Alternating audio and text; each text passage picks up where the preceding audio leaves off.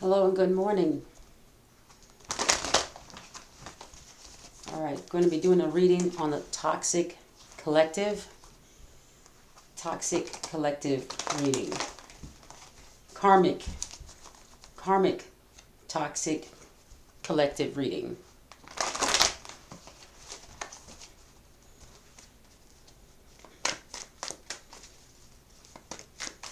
All right, so what do we have?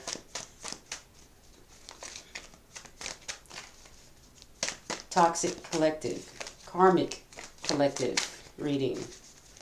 What's going on with the karmic collective energy?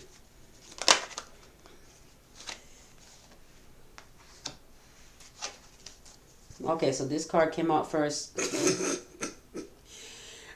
Why is this card the first card of the karmic energy?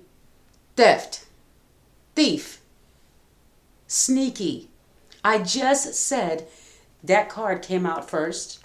You saw it fell out first, but then this one was still in the deck but turned around and I took it out second. Toxic. And these people are getting the public recognition. This toxic energy, and they're doing it right in front of they're doing it right in public, like right in front of everyone's face. It says public recognition. They're publicly recognized for this theft. Like this collective karmic energy is being considered a thief. Something told me to do the collective reading for the for karmics, because I saw something that made me realize maybe the collective reading is not picking up the good people anymore, because there's more bad people now than there is good people. So collectively, the energy that's going to be picked up at this time, it's saying that it's people that are in the energy of trying to steal what belongs to you. Theft, meaning they're coming in and taking it, or they're plotting, sneaking. This is a card of sneakiness, setting things up to steal, kill, and destroy. But this says theft. This is somebody that has stolen someone's inheritance, or is stealing someone's assets, or stealing someone's relationship, someone's children. I mean, we have the collective energy being theft. And these are the people that get public recognition. These may be people in the government, like social workers, stealing, people's children, or even stealing your paycheck, or cutting back on your money and giving it to other people. That's theft. You have earned it, or you are entitled to it, but they're cutting it off from you and giving it to someone else, maybe someone they favor. Okay? Someone that they like more, people they like more. Okay? So right now there's a lot of theft. That's the collective energy. All right? That's not good. But this is publicly recognized at this time that there's a lot of theft, even people stealing from stores. There's going to the collective energy says that this is possibly happening due to inflation, or migration, whatever it is. There's some type of theft where it's a collective energy where people feel like people are taking from them what belongs to them.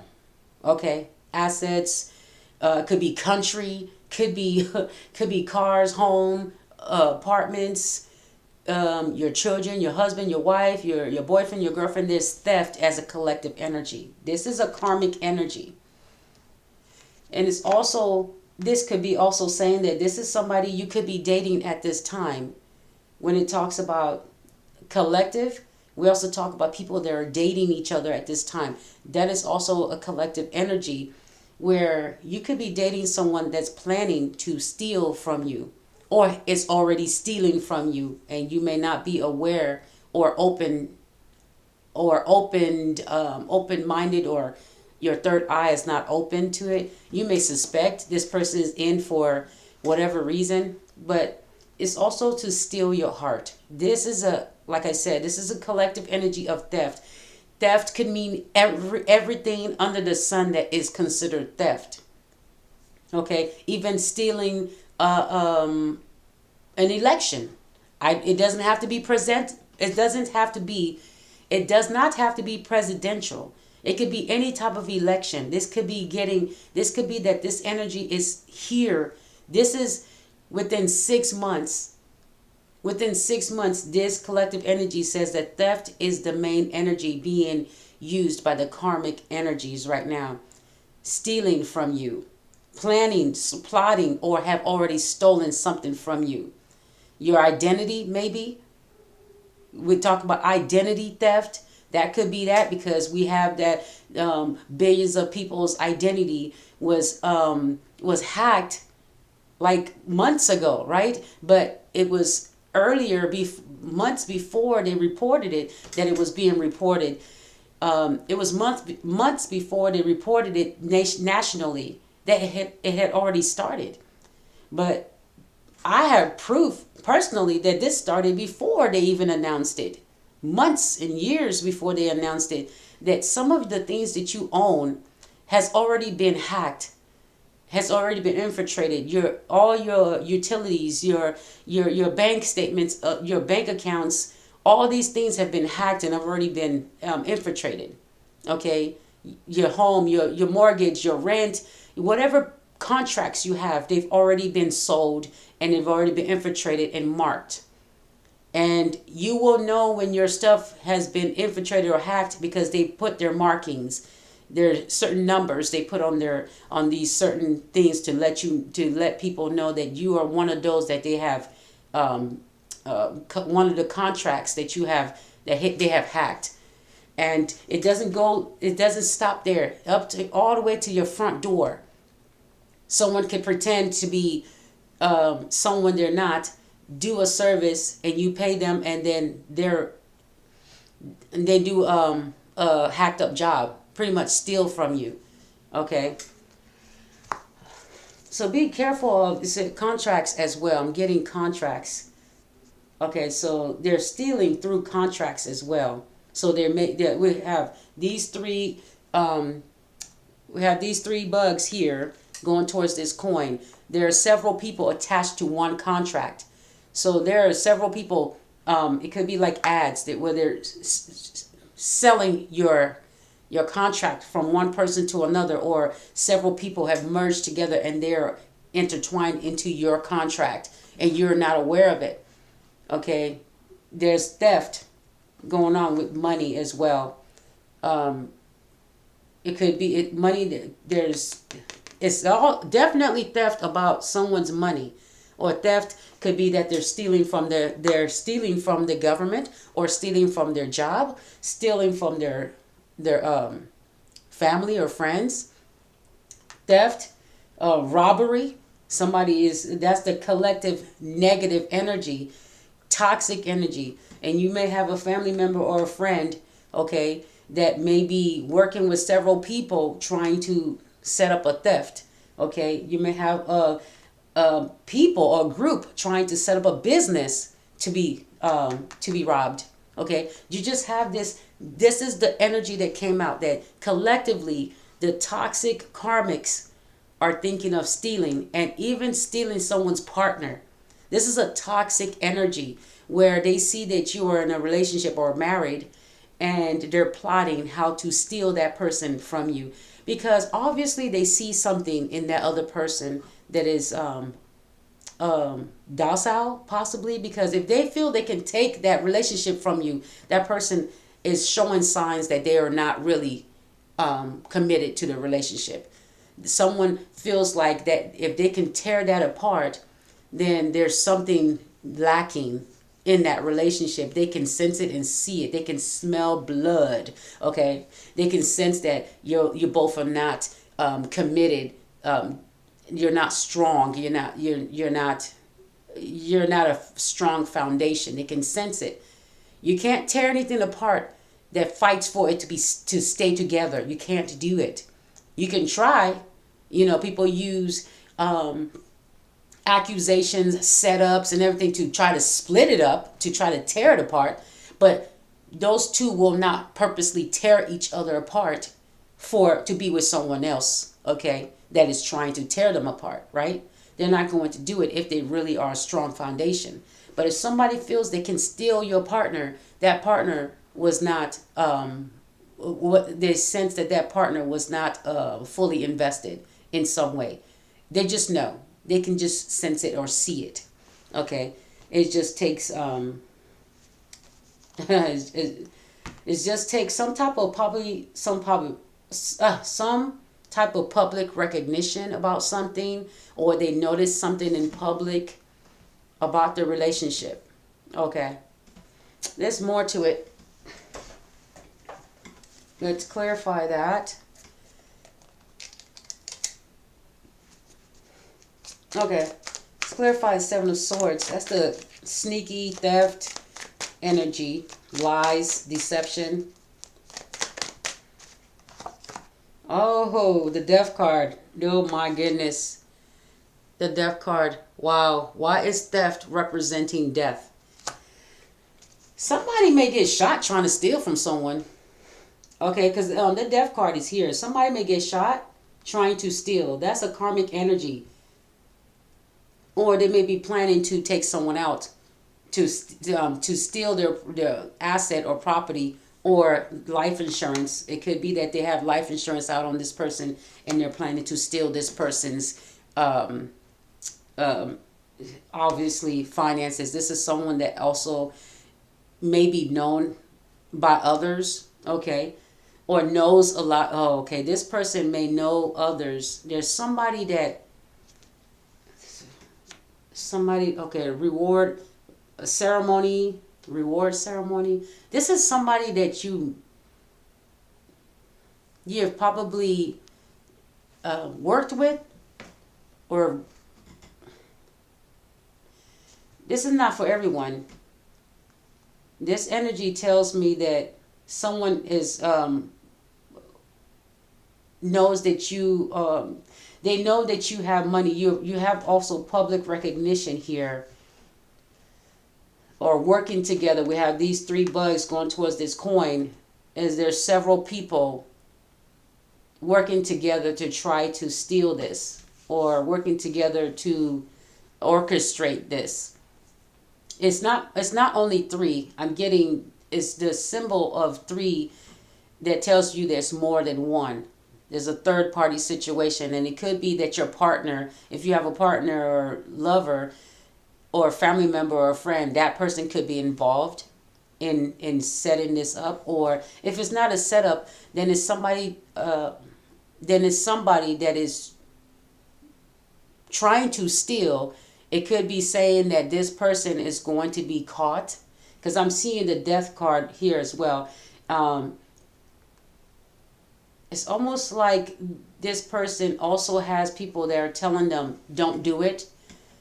Stop. They've had people in the past tell them, please don't steal, don't rob, don't kill, don't do, and they didn't listen. Okay.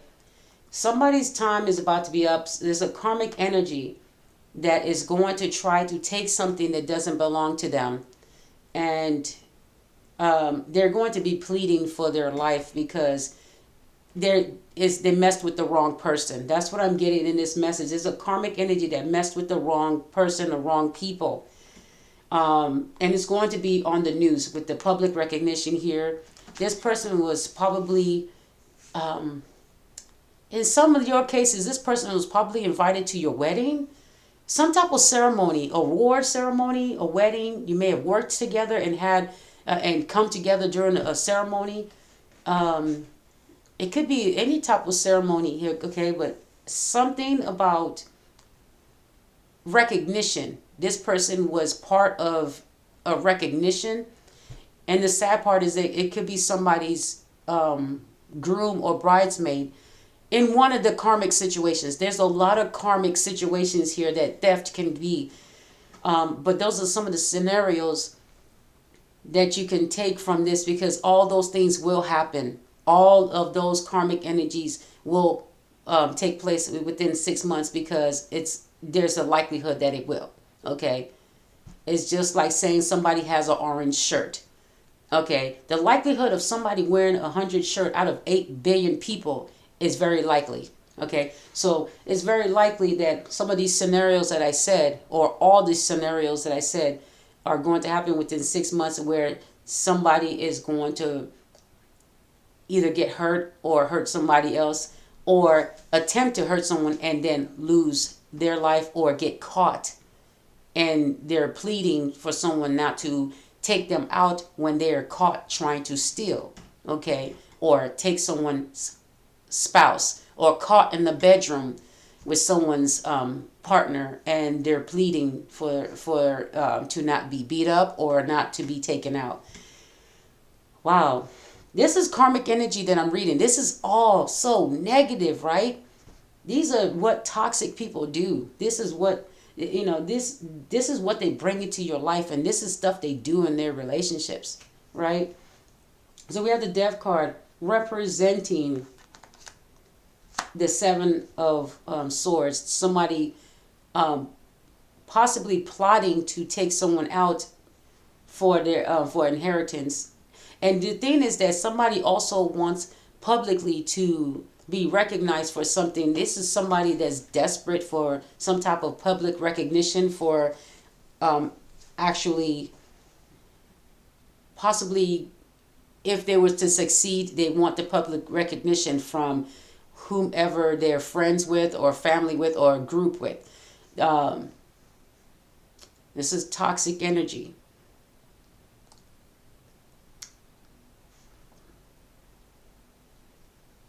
Somebody's going to be found, is going to be publicly recognized, a theft.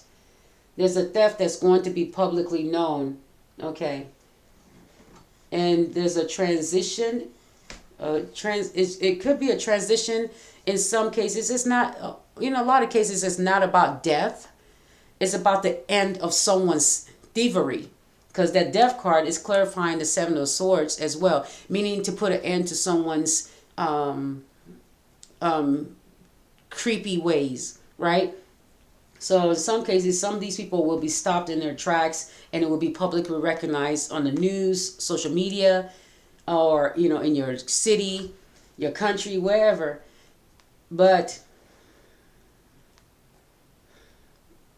okay, the Death card here. Oh man, I saw the Theft card again. It's okay. I saw the Theft card again. After I said with the Death card here, I saw the Theft card again as I was shuffling, meaning that somebody that tries to steal from you is going to actually pass away.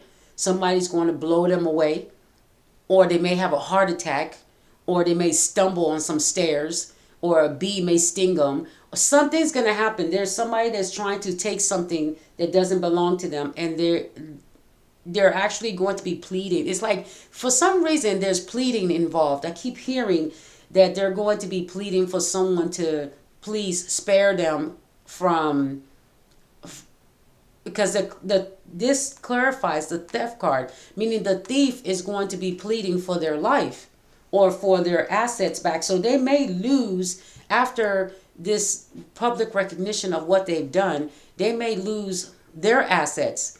And they may be pleading, they may be pleading for help in the future, okay? Asking for help. But it says the end of their behavior, maybe jail, death, or loss, or moving away, okay? So, yeah, okay. Clarify the Death card for this Seven of Swords. This person, they thought they were going to have abundance. They thought they were going to get rich quick. Okay, so plotting, being sneaky. And they probably have been taking things already. Somebody's been living in abundance and living through theft. Could be Ponzi schemes or embezzlement, or skimming something off of some type of money.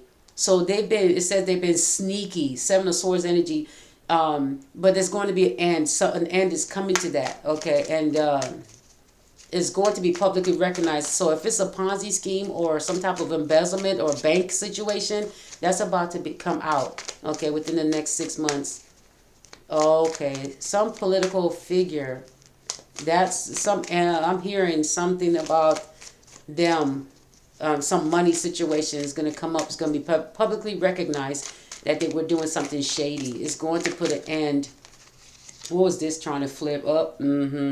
Look, discernment and watching. There, I think this person has a lot of spies, or a lot of people watching to make sure they don't get caught. Okay, there are, with that sword energy, the Page of Swords means that they may have a lot of eyes keeping out. Watching out for them in case somebody tries to come after them. So they got a lot of eyes on this because they're afraid of getting. They may get caught. Okay, so what's this? The Father card.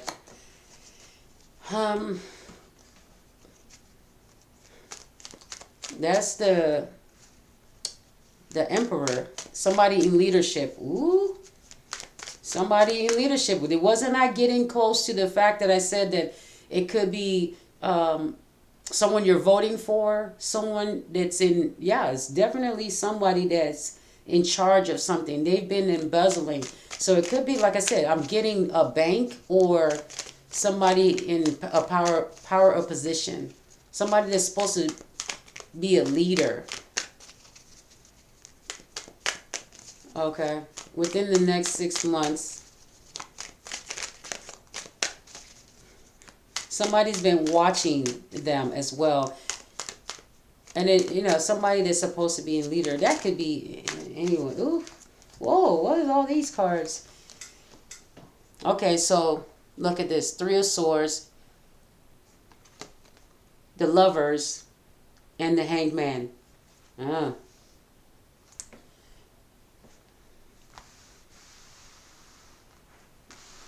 Okay.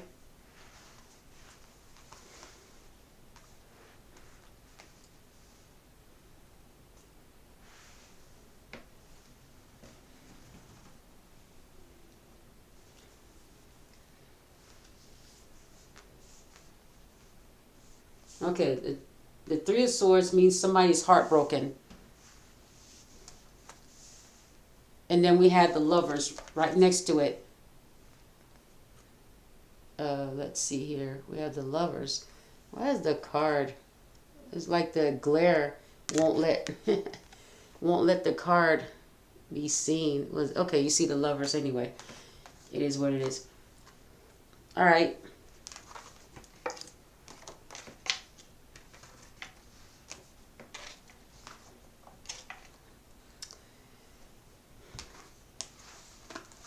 So we have the Lovers, the 3 of Swords, the Lovers, and the New Perspective. Seeing a relationship in a new way. Someone that broke your heart. Yeah, that was very toxic. It was karmic. So relationships, we're talking about relationships that were karmic as well. It's kind of like they stole your heart, but then they give it to somebody else. Okay, they stole your heart. They probably were dating someone else. And then they came into your life, they stole your heart, but then went back to the other person or to someone new. So it's kind of like it's kind of like someone saying they stole your heart. That's a theft as well. They took advantage of you, took you for granted.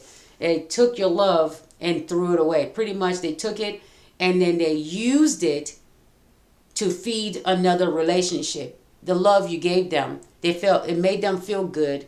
And they took it to someone else and fed that relationship instead of taking that love and giving it back to you. Okay? And feeding it back to you so you can grow more and get new ways to feed the relationships. The more you feed love into each other, the greater it gets, right? But they took your love, took you for granted, and took all that good energy and then went and found the person they really wanted to be with and gave them the love in return. You're supposed to be give and take. Okay? I give you love. You're supposed to bring that back. There's not one-sided love is not fair. It's not right. But see, the thing is that they have love to give back to you. That's how we're built. I give you love. And the thing is that because you're capable of love as well, you can give it back because you're human just like me. If I can give it to you, you can give it to me. Give and take, love, affection. But so they did receive love and they felt the joy of that love and it made them stronger. And they thought, I wonder now that I feel this way, I feel good about myself. Let me go show the last person I was with that we can make it. We can sure make it. And then they dismiss you, the one that actually gave them this new feeling. And they go back to the toxic karmic that they once left behind because they couldn't get along and it wasn't working out. They go and give the love they were supposed to bring back to you. This give and take they were supposed to bring and give it to you. Instead, they go and give it to the karmic energy. And then they tell this karmic energy all the beautiful things they should have told you because you opened that door in their heart for them to open up to love again. And when you did, that door was open and they took that open door and let the karmic walk on into it and showered this karmic with the love they did not deserve. Because that karmic, the reason they separated, they separated from the karmic is because they couldn't get along and they were toxic for each other. Obviously, that's why they split up, divorced, separated. They just couldn't get along. You came along, opened the door of love. They got to, wallow in it and swoon in it and feel good and stronger again. You gave them the strength they needed and decided, and they, instead of giving it back to you so you can feel what that love feels like too from them in particular, because you gave it to them. So you're like, okay, it's almost like cooking something and having someone like a taste test and having them taste it and they say nothing in return and you're like, okay, you're waiting for them to say what it tastes like and if they like it or not, and they never say anything to you. The point was for them to taste it and tell you how they felt about that, how they what they thought about the flavor or the texture, and they just kept their mouth shut. But then they go and make this thing that you made. Instead of telling you, yeah, it was amazing, they may just, like the relationships, they just treat you like you're nothing, ghost you and everything. They may just tell you the food, that's all right. And then they go and make this food that they said is all right. And they go make it for somebody else. And then they get the praise that it's amazing because this person all they did was just take what you have, tell you it's mediocre, and then go and duplicate it. And then others like it. And they know they liked it, but they're acting like it's mediocre when it's you. And then all of a sudden you don't get phone calls. This person doesn't visit you again. All of a sudden they're publicly recognized for this relationship or this recipe. I'm just saying that's an example. It's like somebody's just not recognizing that you are the one that's the originator of that love, that door that was open for them to have the strength to love again. Instead of giving it back to you, which you are the rightful deserver of that display of affection. You are the rightful owner of that display of affection. Once they have strengthened, you become the one that needs, you want that in return. You're like, okay, love me back. Love me back. I just loved you. Love me back. That's because you're in a relationship. It says the lovers. We're not talking about somebody's like, well, I could hear some dumb person. I'm sorry. It sounds dumb, right? When somebody says, well, you shouldn't expect anything in return. We're talking about lovers. It's like when you hear when you say certain things and then you hear what somebody will say, a dumb person will say in response, and then you have to say, oh my gosh, here we go. Because I hear the response of a person that is not all, not everyone, not all women, not all men. Like we have to go and treat you like a kid when we have to say we didn't say all. Okay, but anyway, it's just this is a lover's relationship. A lover's relationship is talking about love. There's a heart right next to the lovers. Somebody's brokenhearted because the love they gave you, you did not reciprocate. You did not give in return. You gave it to someone else. This is a three. That's why the Three of Swords is here. You broke someone's heart.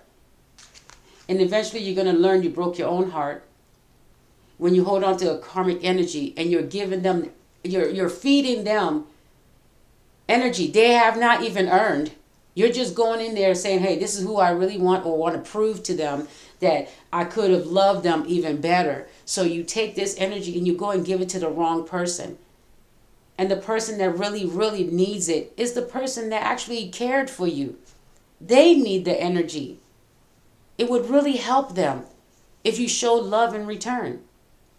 But since this relationship says this is a karmic energy reading, okay, these are karmics. They go and take the love you give them and go and give it to someone else. This lover will go, if they're in karmic energy, they will go and take the love you give to them and spread it with other people or share it with a past person or a new person. And so this also could help you see a new perspective in the fact that and some of you see a new perspective on giving too much too early to someone that says that they're either separated, divorced, or something. Just this has taught some of you a lesson when it comes to dealing with karmic energy. You're seeing that karmics work in this type of energy. This is how you can identify a karmic person, is when you can tell they have been showered with love because they eventually go back to their exes and you see that they're doing things a lot better. They're doing things a lot different. But then you find out they were dating someone else before they came back. Okay? It's not really that they missed the person and it's not really that they missed them. It's the fact that they want to show them that they could have held on longer in the relationship. Okay?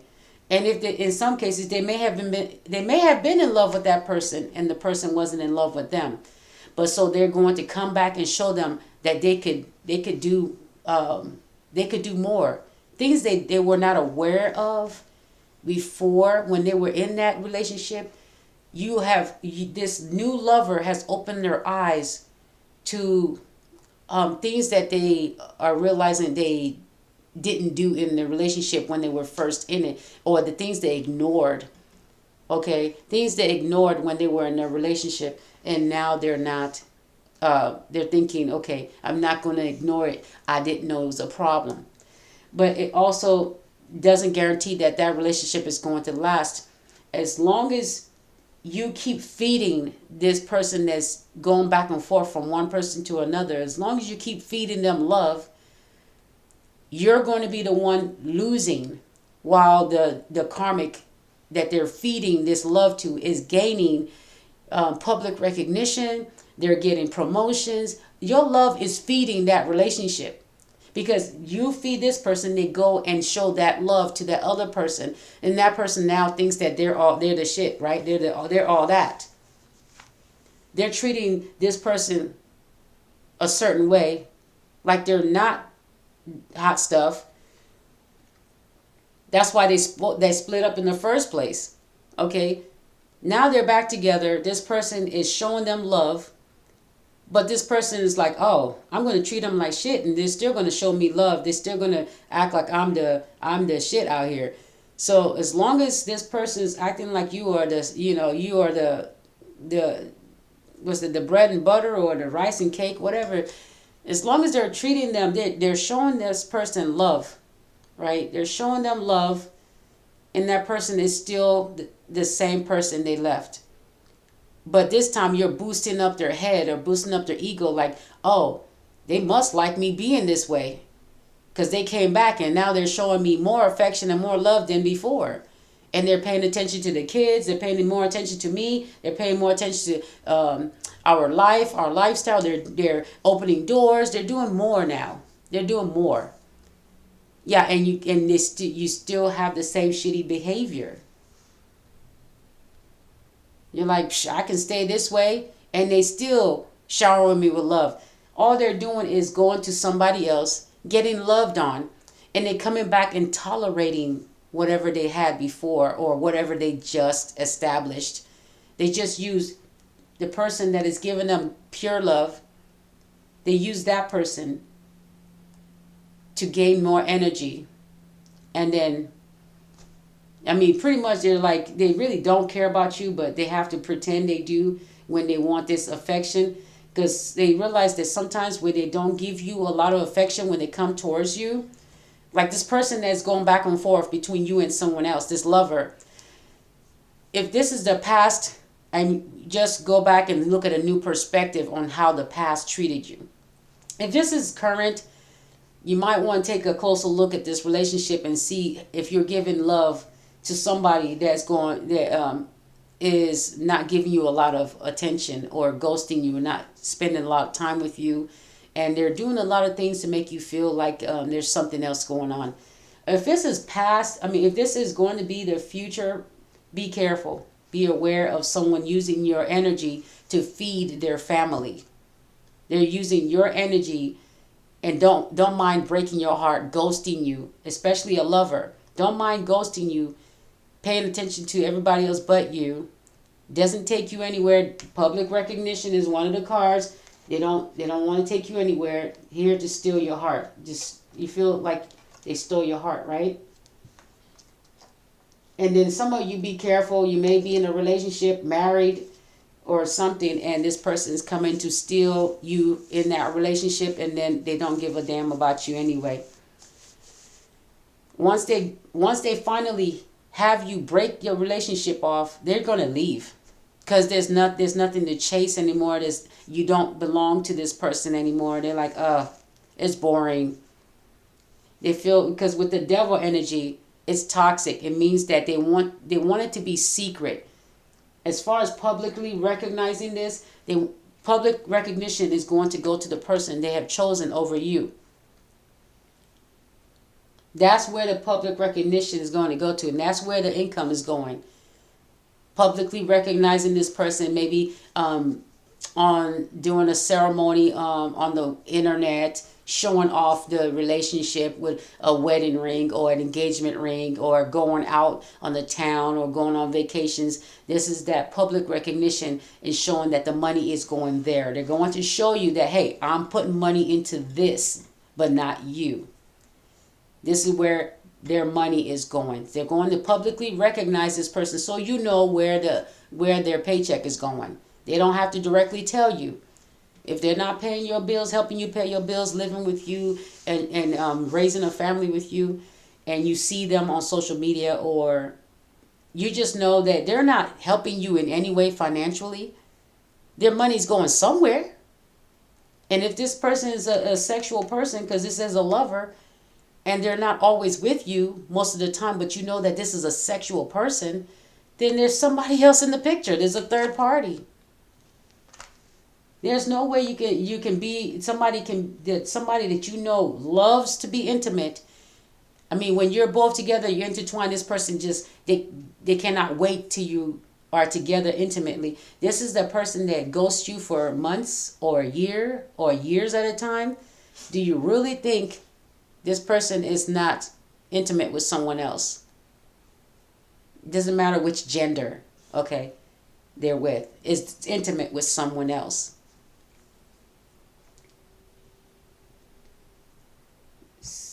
Hmm. This is a toxic energy here. Hmm.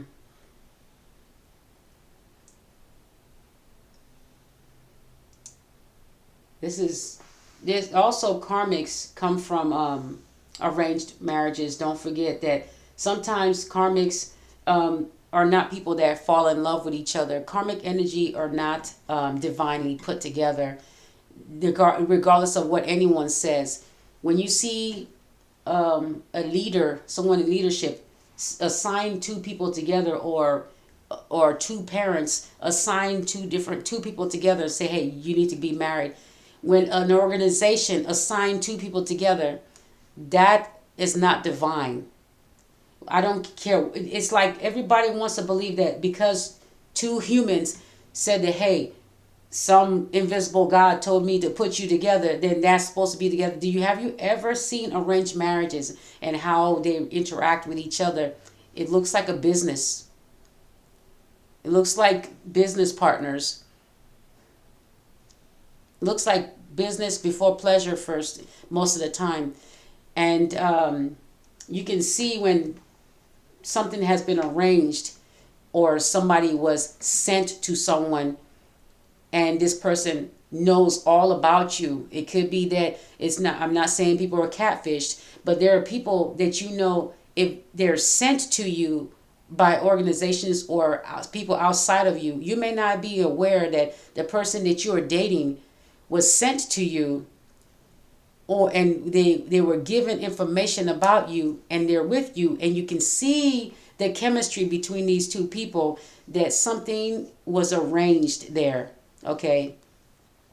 Or they were it was arranged that they meet at the same place at the same time, but you can see that the connection is not it's not intertwining. They walk side by side, or they're too too shy to be touching on each other, okay, in public. Public recognition is out on here. When two people are in love, when they are really divinely in love, they cannot keep their hands off each other, not even in public view. They're holding each other's hand, sitting even on a couch. When they're interviewing and talking to someone else, you cannot keep them apart and tell them, hey, well, for this interview, we want you to sit over here and you to sit over here. That's not how it works with divine energy. It's just like telling the yin and the yang symbol to split up and sit apart. People need to start looking at what's in front of them. If people are not showing that symbol of being intertwined, that is not divinely led. That's just orchestrated by outside forces. Sometimes you may think your partner that you're with, you're married to them. You're like, hey, your mom and dad did not arrange it. Your pastor did not arrange it. An organization that you know of did not arrange it.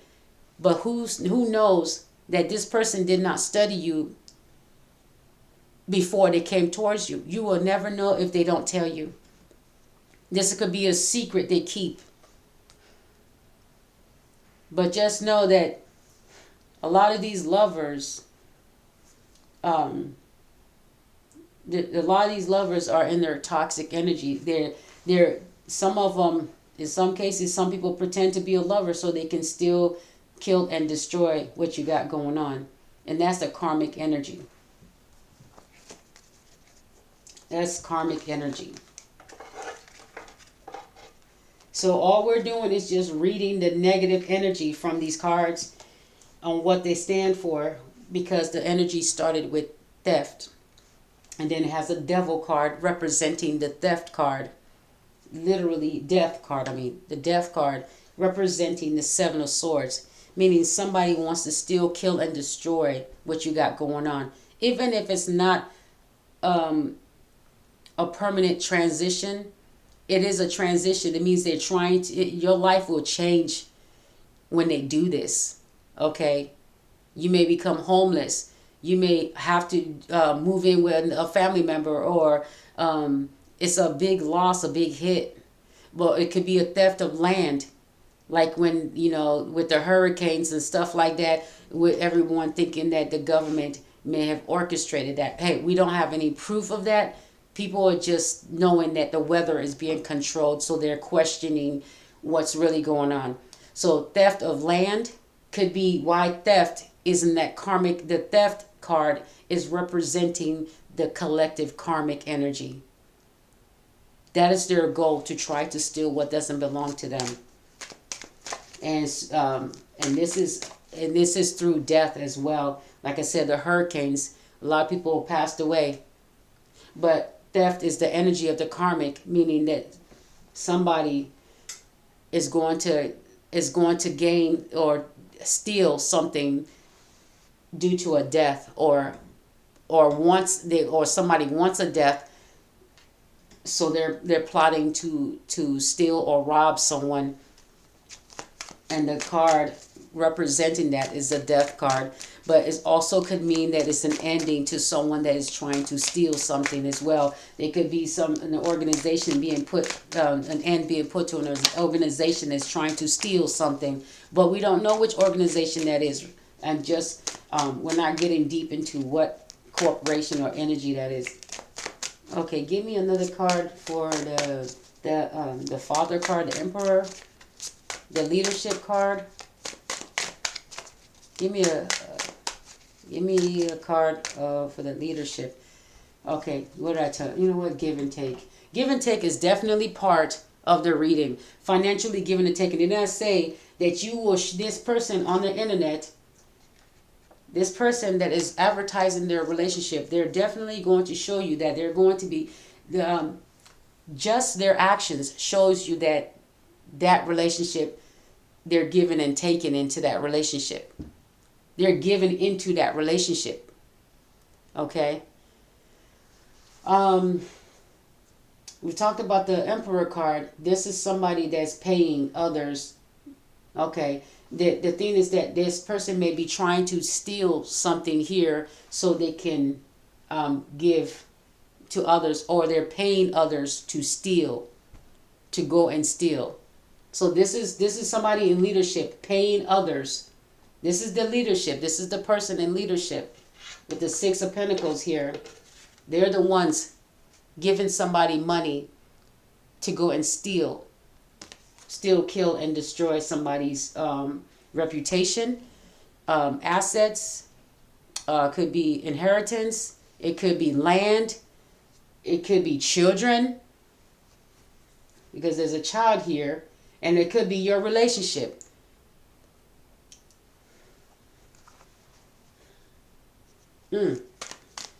Yeah, somebody in leadership that is paying people to do this. So they may be paying people to rob stores as well. Four of Pentacles and the Moon card. This is somebody that's trying to figure out how they're going to pay their bills, or how they're going to pay something. So it's kind of like somebody's that's tight on money that they take advantage of. This leadership position, this person in leadership position is taking advantage of people that are struggling. Okay. That are wondering how they're going to get their next meal or pay their next bill, and survive on whatever little they have. So they're paying this person. Okay. They're paying people that have little to nothing.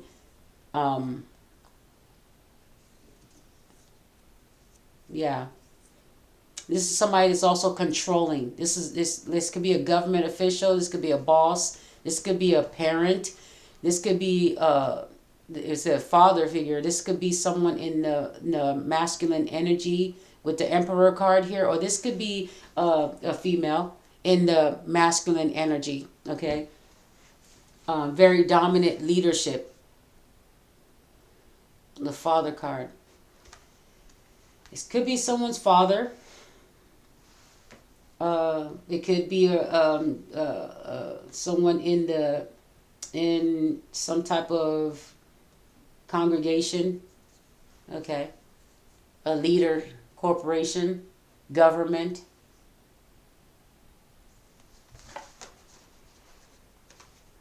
Okay. Any other cards here? I'm going to clarify the death card. Let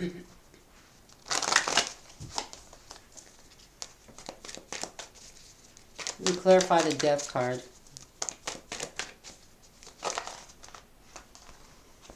All right.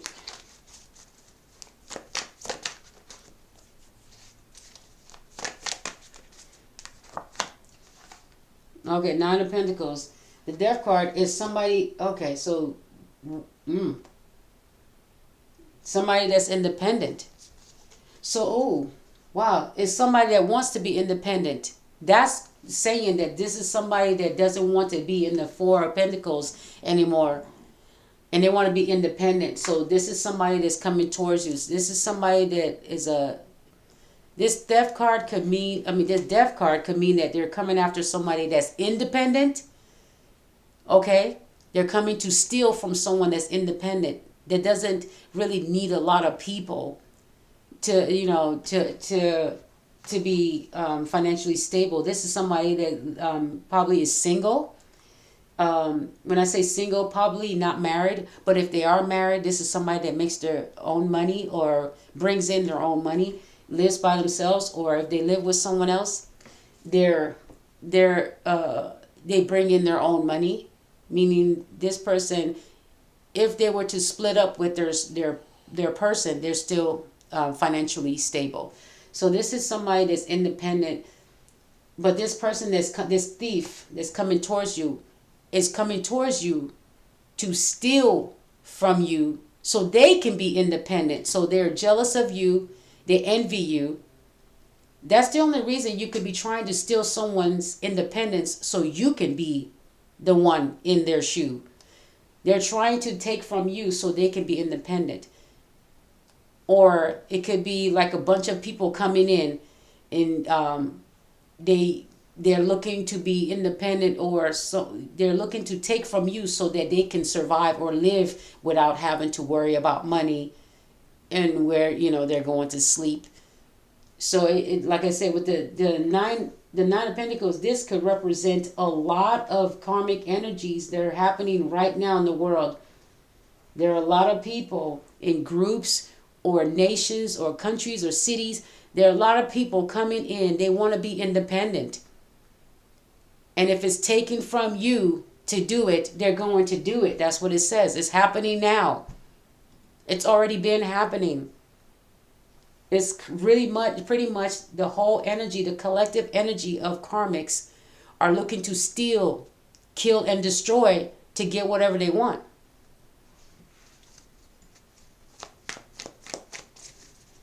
Since they were in turmoil because they were living in the Four of Pentacles energy.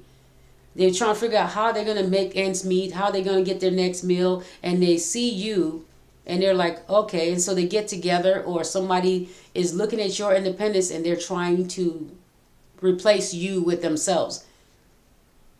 They see that you're independent. They see if your country is if let's say they're talking about a country, they see that they're watching your country. They're like, oh, you're so independent. I want to be there. And then they come there, and they're like, they'll do whatever it takes. They'll even try to steal what you have just so that they can survive and they can live. That's what it looks like here. Okay? And it looks like it could be a lover as well. Somebody coming in and they're down on their luck in their relationship. They're trying to figure out how they're going to make ends meet. And they see you. And they're looking for a place to live. Maybe this person broke up with their ex. With the Two of Cups, with the lovers here and the Three of Swords here, could be that they broke up with their ex and they need a place to stay. And so they come to you because they come to you to play games, and it could be that they want to save up their money, so they pretend as if, they're having to pay so much into support, and they have to still pay a bill here, or they didn't get their paycheck yet. It's every excuse, but it's really just they're being sneaky.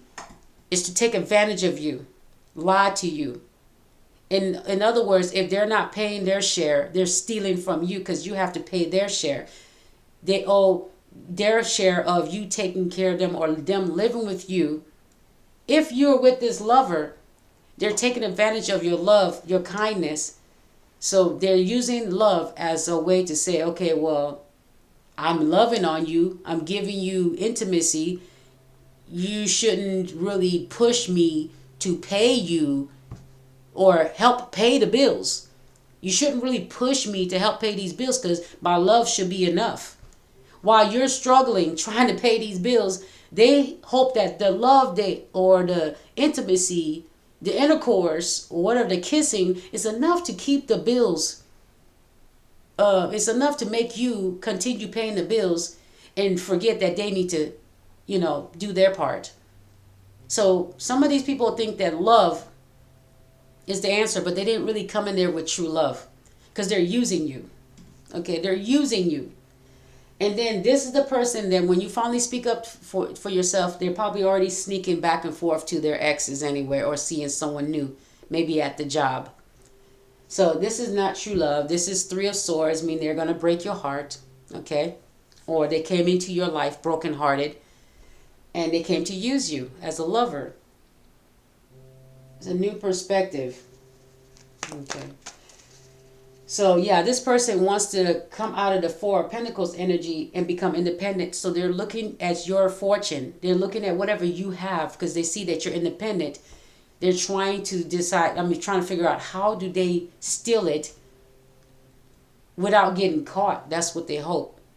How do they steal it without getting shot, right? How do they steal it without, someone taking them out? So they're trying to figure it out. But some of them want to steal it and then take you out of the picture completely and then probably just replace you. Okay, just, identity theft. I'm seeing theft as well. If not replace you, just, the thing is that, or just pretend, or just, if not a lot of people have been around you, they could just plot to take it from you, and then guess what? No one notices you that you've been gone. It just looks like you moved away or left or something like that. So they may be doing a lot of tricky stuff with the death energy, plotting. I'm seeing with that death energy clarifying the Seven of Swords, there's already people plotting to try to take what belongs to you. And because they see that you're independent and they want that independence. So in order for them to get that independence, they got to take it up off you, right? That's what they're thinking. And use it for themselves. So your life is pretty much they're thinking about stealing, killing, and destroying what you got going on. Okay. But like I said, the reading also says some of them they're gonna try to hit up the wrong person, and they're gonna end up being the one gone because they're trying to steal from someone.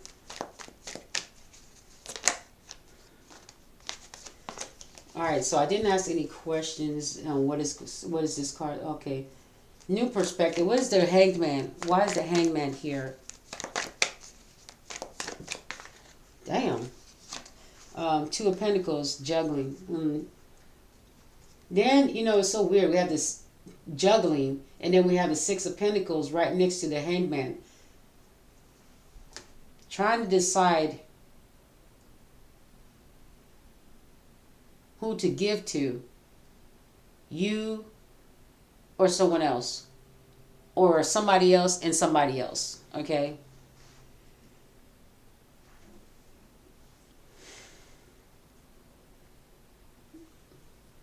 Somebody's juggling how they're going to try to figure. It's like the new perspective on this relationship, trying to figure out how they're going to make money. Because they were juggling, okay, which relationship? I think that some people, they would choose both relationships to go back and forth. Because we have the juggling card going back and forth.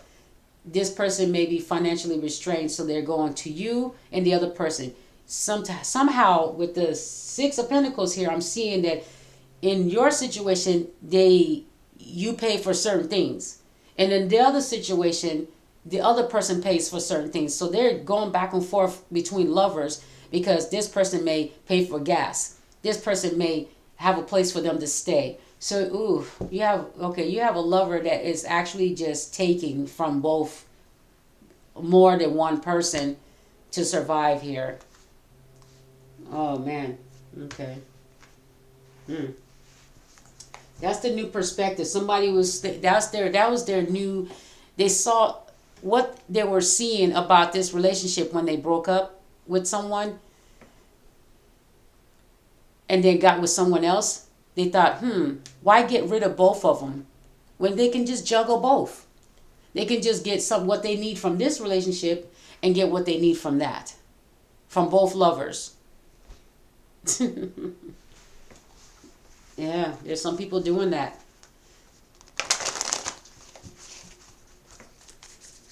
All right, so the Three of Swords. Clarify the Three of Swords.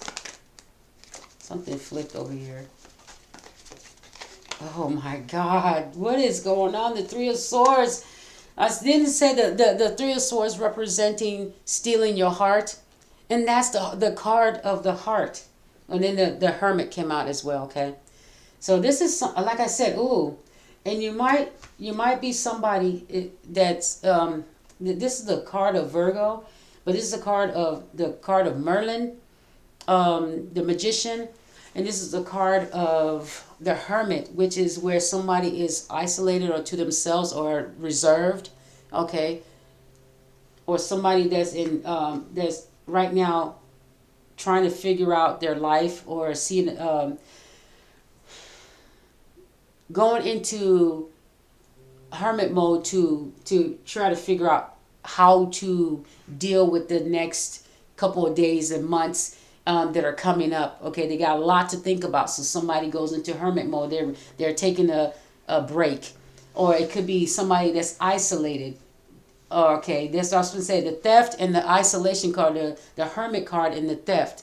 This is somebody hoping to steal from someone that's probably at home all the time, or maybe alone, or trying to get you alone. This person, okay, is this somebody, this thief right here, this person that also could come in to trying to be a lover. Okay, the death card is representing the theft card earlier. Now the theft card comes out again for this karmic energy. So pretend to like you and steal from you.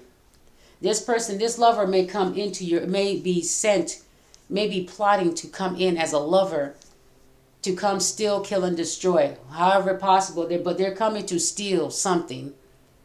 Okay, steal your assets, your life, or destroy things.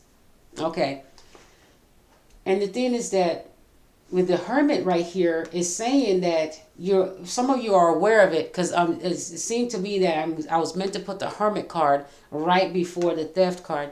Okay, but it was the theft card was before the Hermit card. But as I put the cards down, it's also saying that you are aware. You may be aware, or you may see something that looks a little fishy, and you're keeping somehow you have maybe a theft alarm. You have theft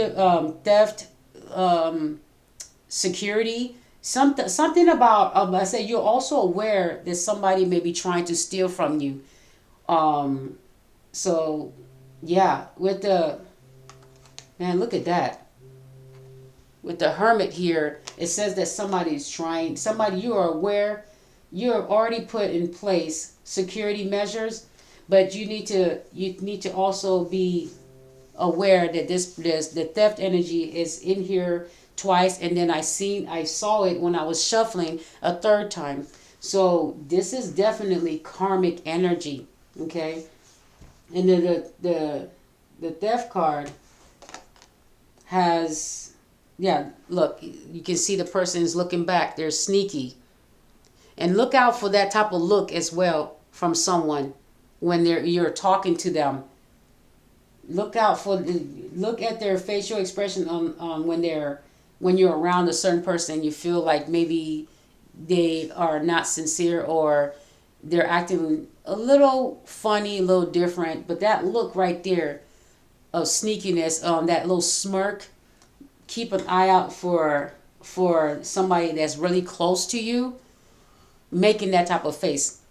Strangers, you're always going to see that some strangers make that face because they may be jealous of you. They may look you up and down. They don't like your clothes, or they don't like, your car, your house.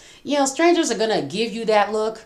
That's expected. But somebody that's really close to you, like you're holding hands or side by side, or you go places together, watch out for that person also doing, those type of body language. Okay. The Hermit says here. Now, I like that the Hermit card is out. I like that the Hermit card is out because it has the light staring. Let's see, the light staring down. It's staring down at a cliff, right?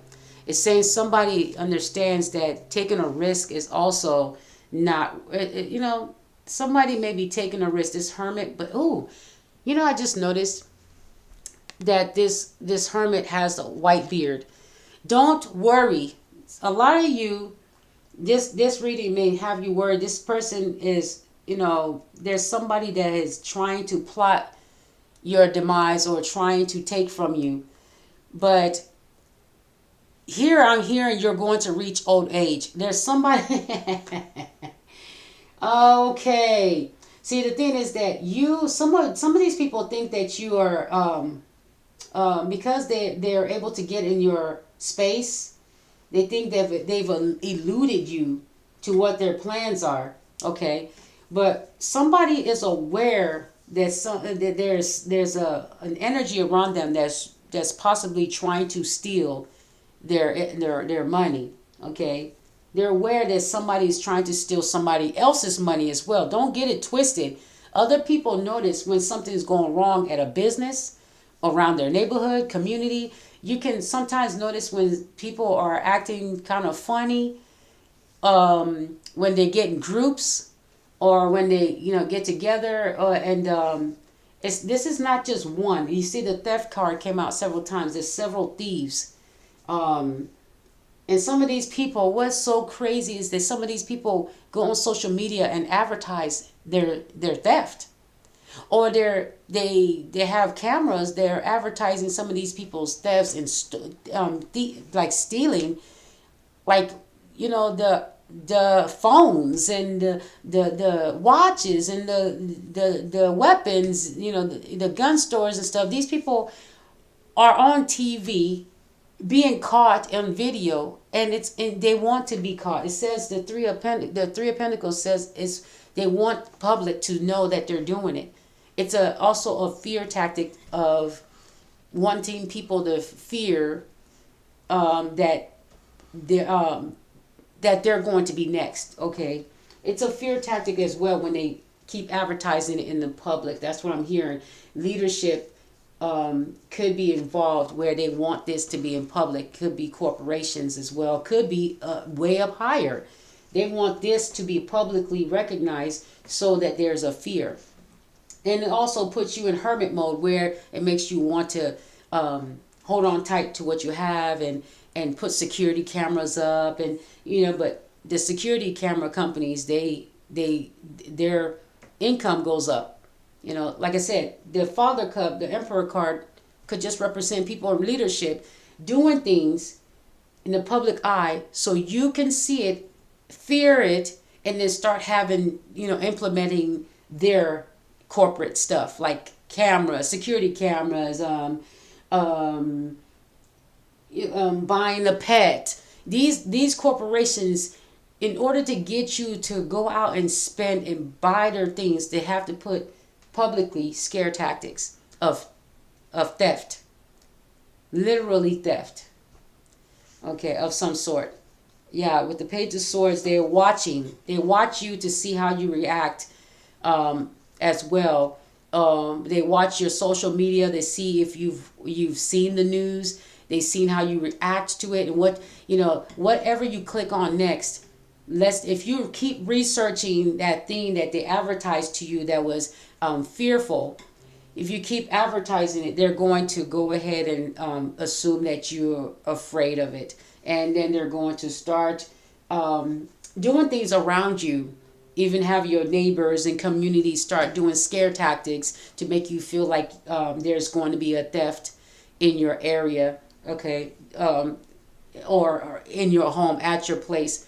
This is to also get you to get cameras or get an animal, or move out. If they're trying to get you to move out, they do little scare tactics of that makes you think there's going to be a theft or robbery or some type of death type situation.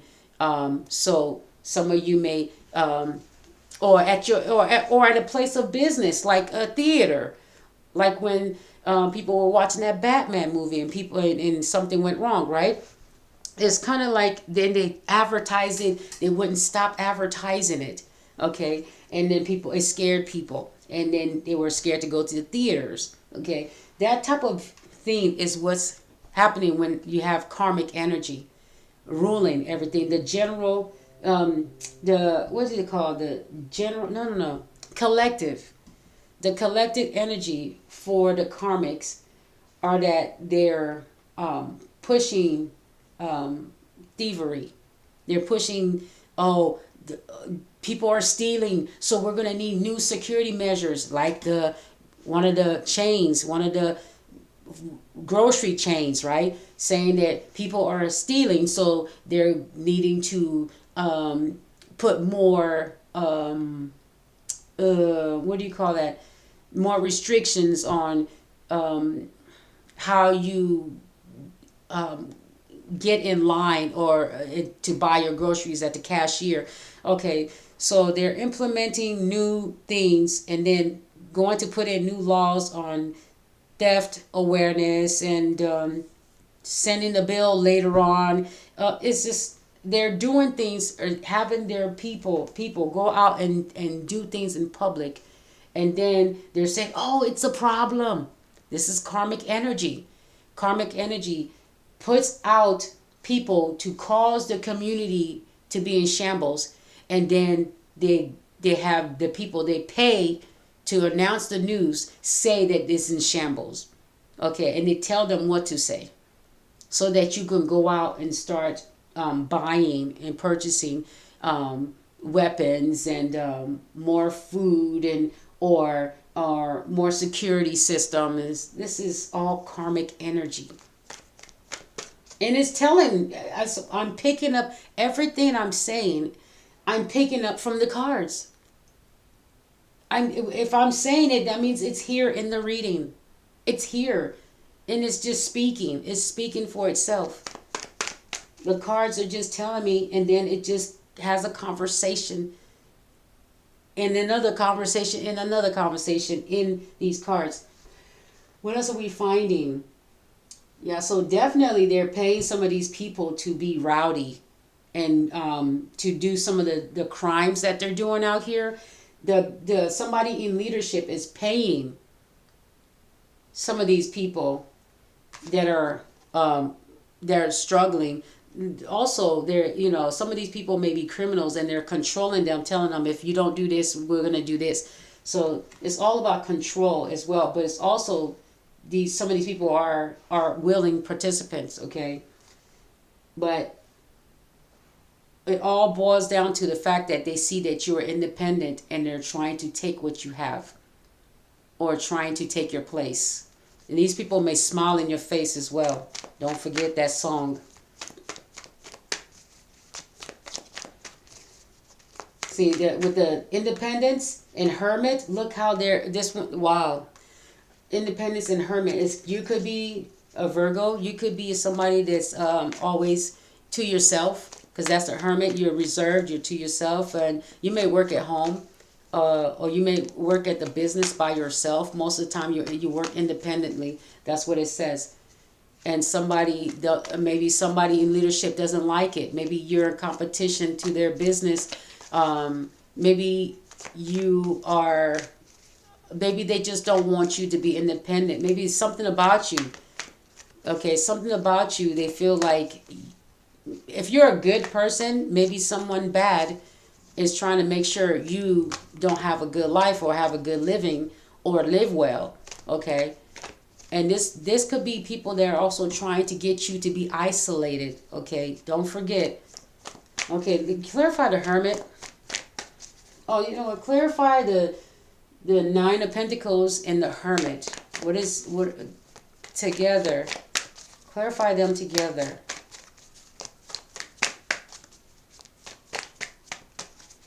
Clarify the Nine of Pentacles and the Hermit together. Ooh, oh my goodness! Didn't I say? Didn't I say? Didn't I? Look! Look! Look! Look! Look! The Death card and the Five of Wands. The Death card and the Five of Wands. This is your competition. Smile in your face, but want to take your place. Didn't I just say that? This is somebody that's jealous of you and wants to take your place. They want to see you pretty much dead, okay? Because the Death card comes out again. This is your competitor. This is a doppelganger, or this is somebody that's competing with you or jealous of you. This is somebody that's also could be a rival, okay? And this, so crazy. This could be a child, your child, or somebody's child, or somebody you grew up with, a sibling, that rather see you dead so that they can have your independence, take over what you have. Okay? But it says here there's a transition. It doesn't have to be death. Look, look, look, look, look. Two of Cups is already here. I forgot to mention. This is somebody that you actually cared about. Okay? That you actually have given some, this is someone you love. This is somebody you cared about. Okay? But this is a rival. Wow. Look at this. Somebody that wants to take your place. Look how they're different. One, oh my goodness. One has darker hair, one has lighter hair. Look how they're different, and how the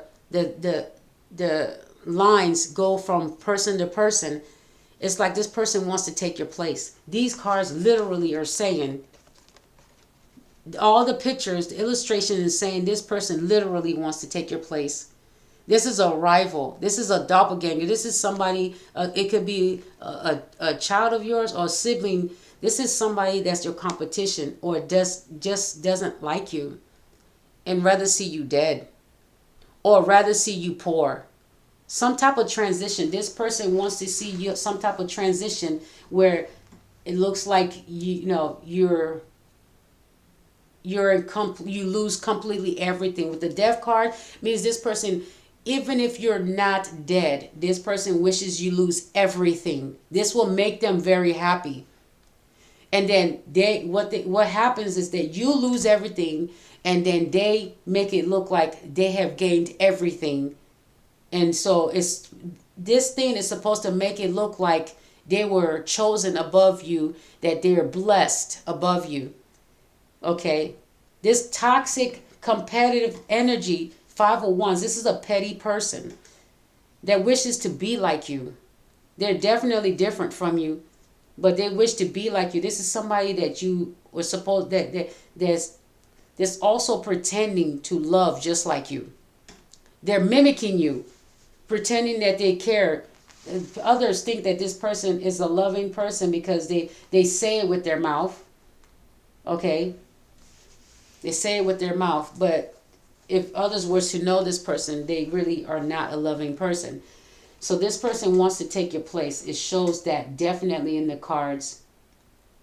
It shows one smirking. I knew it. Look at this one smirking.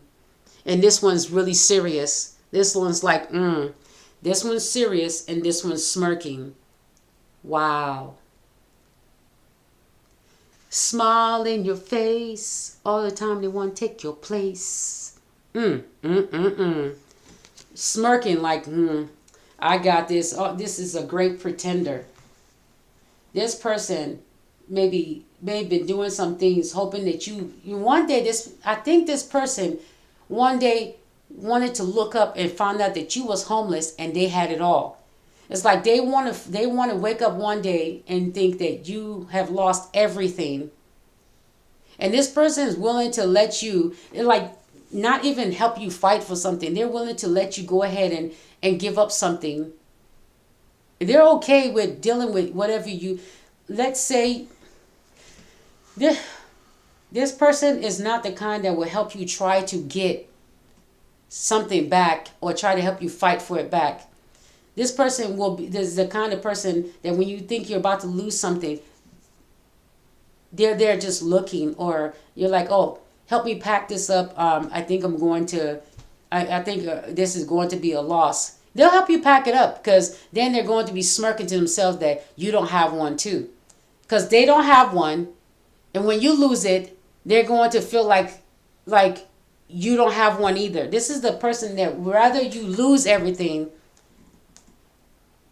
so they can feel like they like you are in the same boat as them, so they can put that in your face. Or it's kind of like you do something but they've done something worse, or they don't have something that you have, and then when you do lose that thing, they feel relief that you don't have it.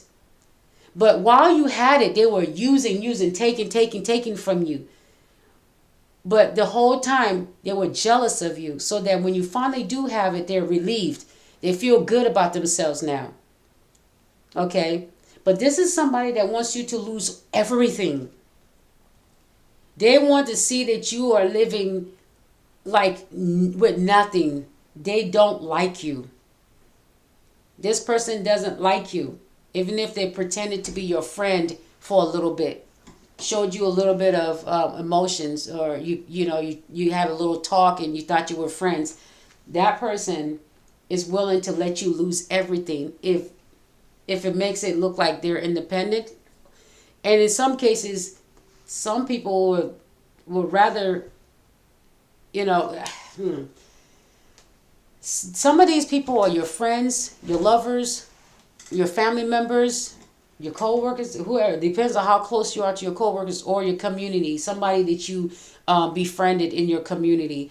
Be aware of them too. Okay?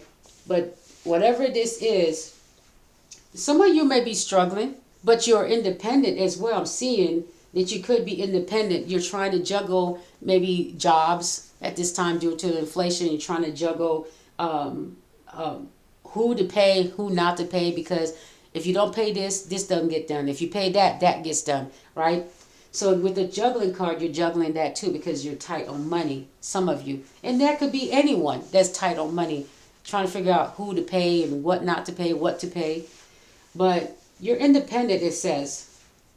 They want to steal from someone that's independent so they can become independent, okay? Or they use you to become independent. This could be someone that's just using you. But at the same time, if this person is living with you, they're trying to destroy it from the inside out.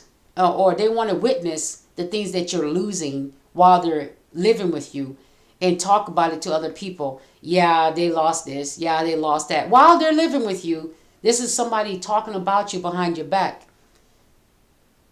because they're able to witness firsthand what you're losing if you're going through some type of hardship. They want to witness firsthand exactly so they can go and gossip while living with you. Because this is somebody that's your rival coming up off of you until they're done using you. Okay?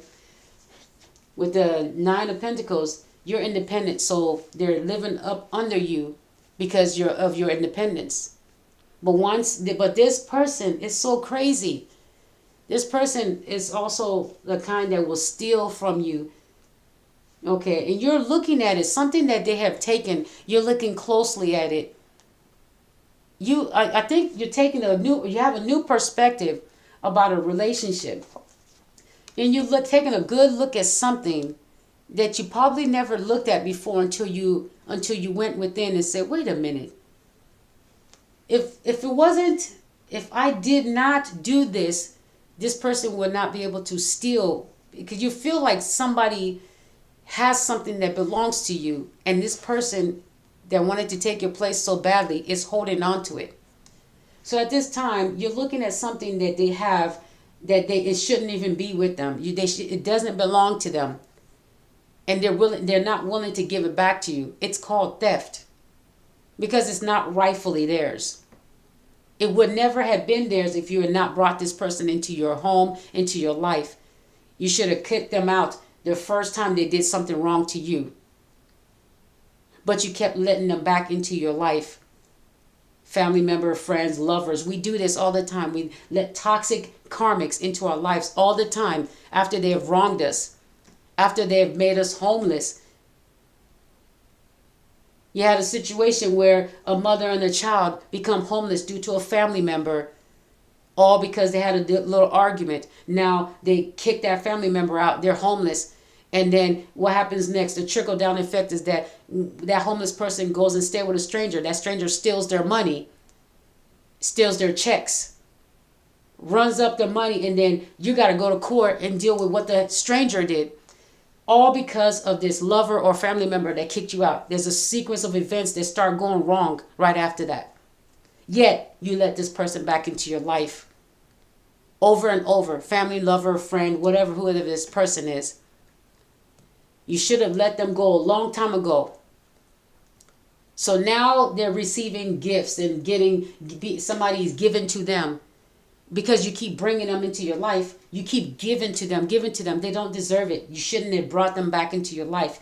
Now you're looking with the Hermit card, you're looking at something really close and say, wait a minute. You have something that never would have went to you if I had dropped you like a long time ago. Stop messing with you.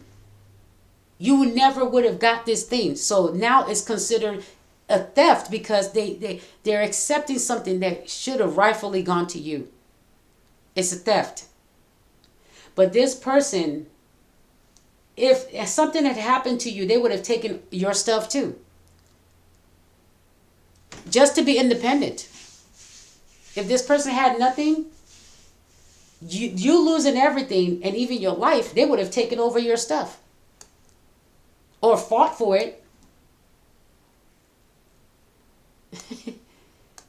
I mean, seriously, or like fought for it as in, I mean, this person will not fight for you to have your stuff or keep your stuff. But this person will fight to take your stuff. This is that type of energy as well. There are family today in courts fighting over something, and they know that they were not the caregiver of someone that was living. There could be somebody that was a caregiver of an elderly parent. And when that elderly parent passes away, right? The child or the cousin or the family member that was taking care of that person should have been the one that was left the inheritance, right? But we have family members coming out of the woodwork that weren't even there, didn't even help out, talking about give me, Six of Pentacles, give. And then they leave out the person that was actually taking care of the person. And they have the nerve to fight and argue with the person that was actually there for the elderly until they passed away. The nerve to all of a sudden everybody wants something, but they weren't there to take care of that person. That's that energy of these people that it's kind of theft. When you do accept something that you didn't put any work into, you didn't earn it. You didn't do anything but show up and then you got it. It's not right. That's theft. That is definitely theft according to the universe. That is theft. It's not rightfully yours, and you should do the right thing and give it back, because that's a debt that you will owe to the universe. Whether you want to believe it or not, it is a debt you will owe. Because even if someone did not look closely into what is going on, the universe still knows. And you're going to get karma for that. No amount of protection is going to stop the karma from coming to you. This is your competitor. Is that with the Nine of Pentacles being clarified? It says the Two of Cups, the death card in the Five of Wands. This is this person is your competitor that wants your independence, that wants to be like you. They want to be like you. And some of them want to have what you have. They want to take what you have. All right. All right, so that's a lot of karmic energies. Okay, so I think that's going to be the end of that. Somebody may be jealous that you have a vehicle. I just saw the word vehicle. They may be jealous that you have a house, a vehicle, a relationship, a business. That you have a family that they did not. They're jealous of the family you have, or the children you have, or the amount of attention you get. Okay. And let's see. Any cards there?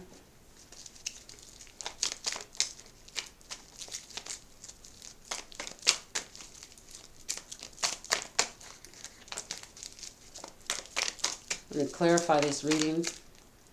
Okay, something about someone moved away. So moved. You see the word moved?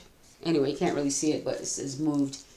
Okay, this is somebody that wasn't fully spiritually awakened. This is somebody that thinks they're fully awakened, but it says the universe is considering this person just a Knight energy, Knight of Cups energy.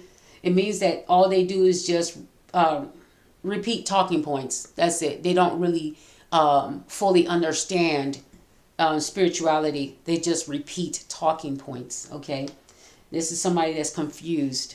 Okay, this is somebody that's using dreams to manifest as well, and it may work. This person may be using dreams to manifest someone to stay in their life or do things for them, or at least feel sorry for them, so they show up in your dreams, using dreams as a way to get to you, and using dreams as a way to keep you connected, so that in the future you will have, but you have to reject that dream. From now on, when you see this person show up in your dreams, and you try to remember why they try to promise. The thing is that they come in, this person has perfected how to manifest themselves into your dream to give you a message that they're going to pay you back, or that they're going to keep their promise, but it's only in the dream world.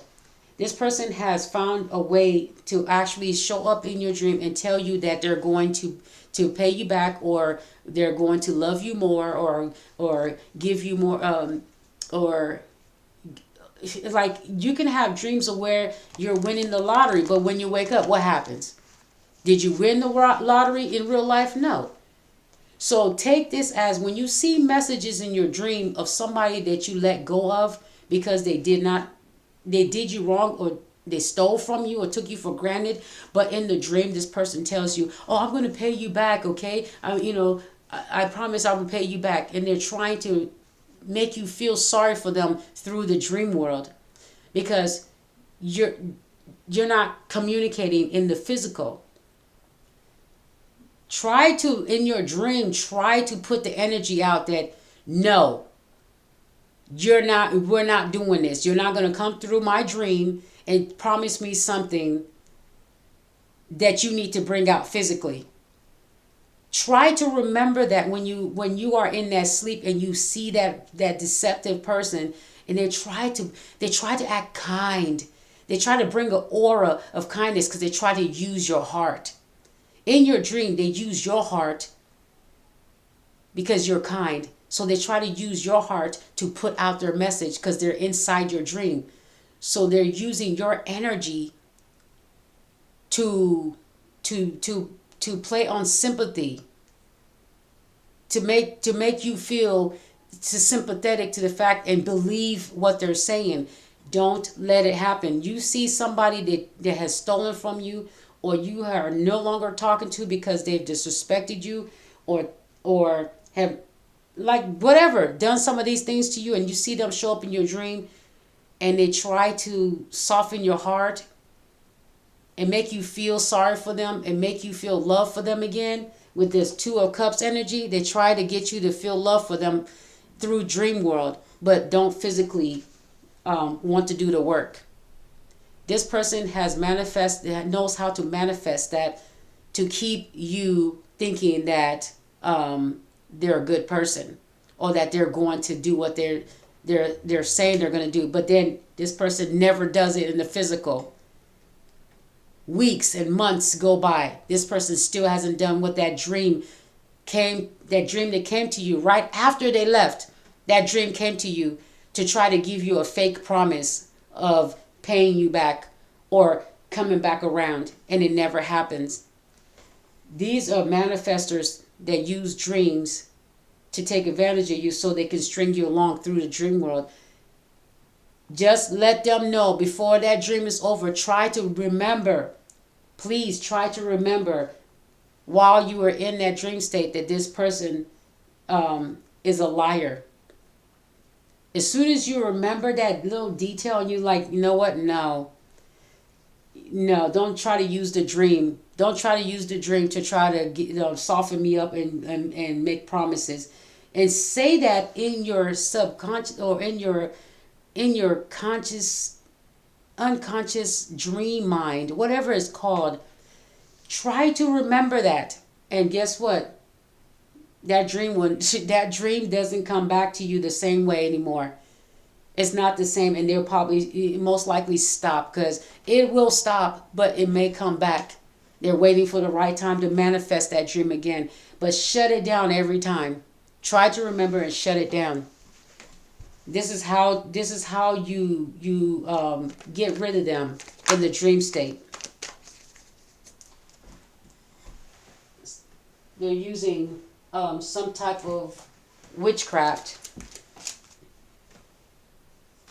to try to hold on to you.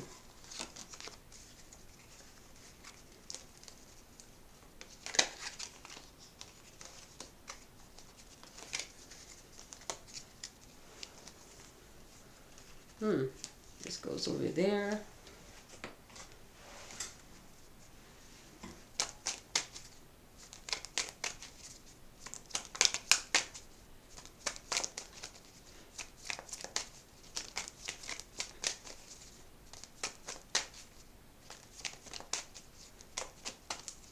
Okay. Any cards that we need to add to this reading?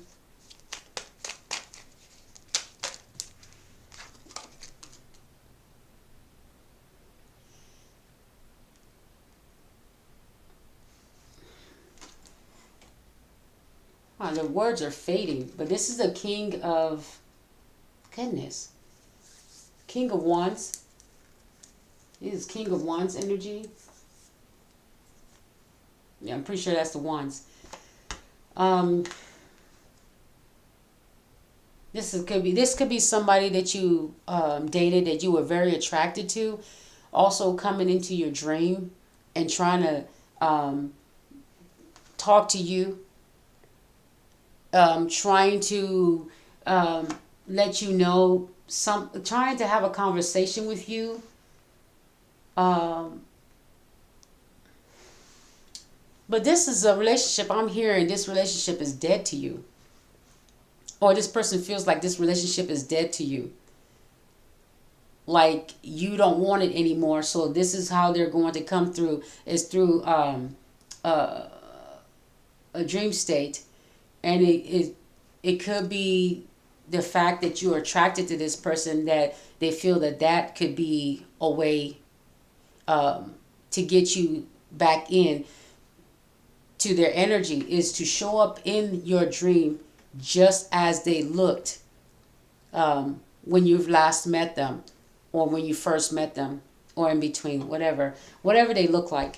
This King of Wands energy kept showing up. They know how to manifest themselves. There's at least one that kept manifesting themselves in your dream, like kept putting themselves in your dream. But in your dream, this person also manifested themselves not completely available. Okay? Whenever they would show up in your dream, They will make it as if you were still chasing them in the dream, like trying to get them to love on you. If you were, lovers, you could not get this person to be intimate with you in your dreams.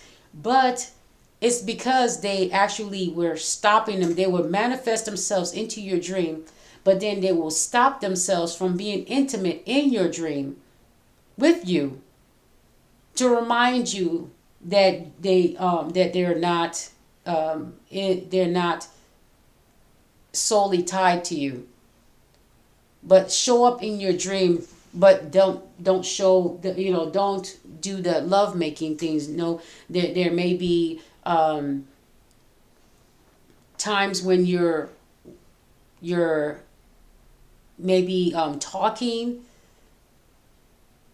or trying to get their attention, or trying to get them to give you attention, or trying to get them off, trying to figure out when they're going to be off of work. It's like you're trying to get their attention. This is a King of Wands energy that you were attracted to, or they were attracted to you. And they want to manifest you. This person knows how to manifest into your dreams. There's at least one that kept doing it. And if you've dated more than one, the other one, it was not as strong. The other one may have been like someone that popped in like maybe once every month, every year, once every 2, 5, 10 years. And maybe I'm seeing that there's one that doesn't really pop up that much. Has popped up at least once, or will in the future, because this is within the next 6 months, right? So in the future, there's a King of Wands that will show up in your dream that you actually were attracted to, and you actually shared emotions with, okay? But this is somebody that you were probably, that was also in competition with you, unfortunately, okay? This person was somebody that you probably caught smirking at one time about something you said, or there was this person, maybe there's something that you caught one time with a smirk on their face when you said something or did something, and you probably need to recall that.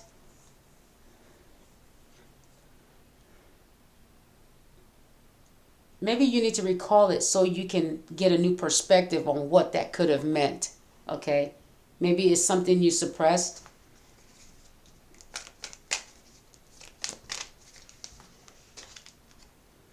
I don't know. Too many cards came out, but that was a Five of Swords.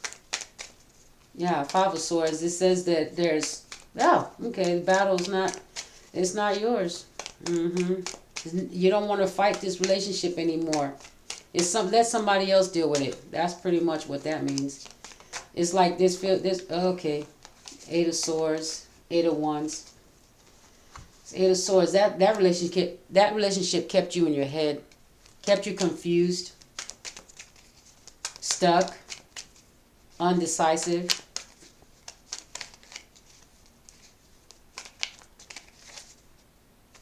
Is it undecisive or indecisive? I think it's in. Okay, whichever way.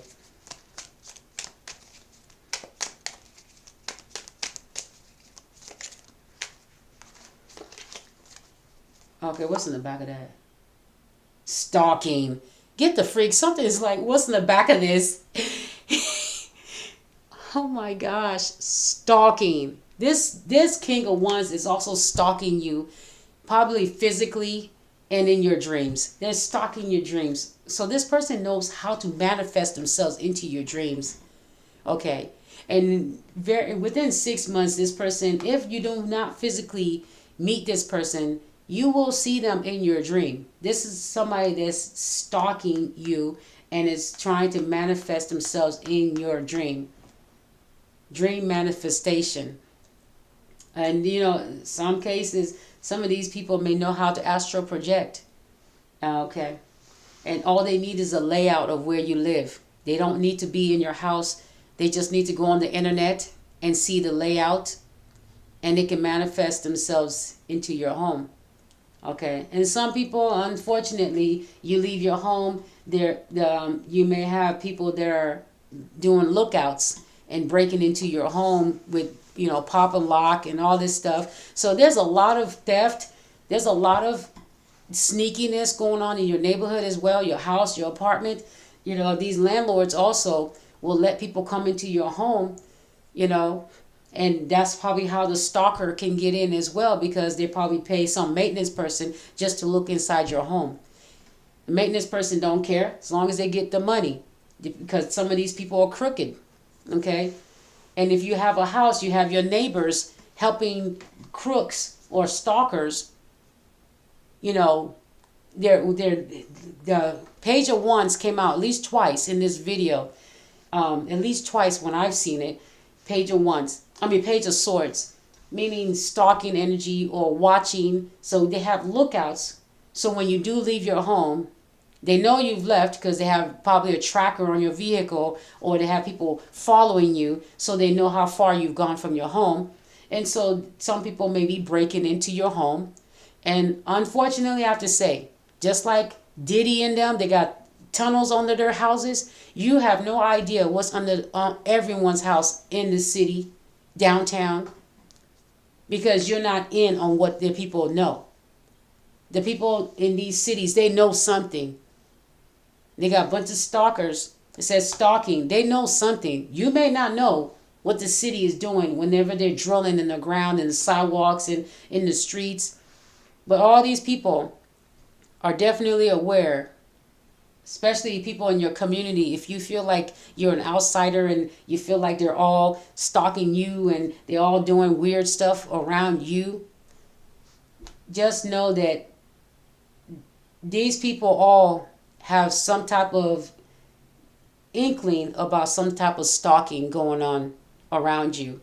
Okay, but it says this King of Wands is definitely stalking you, meaning this person could be driving past your home, driving past your job, asking about you, or dream manifestation or astral projecting.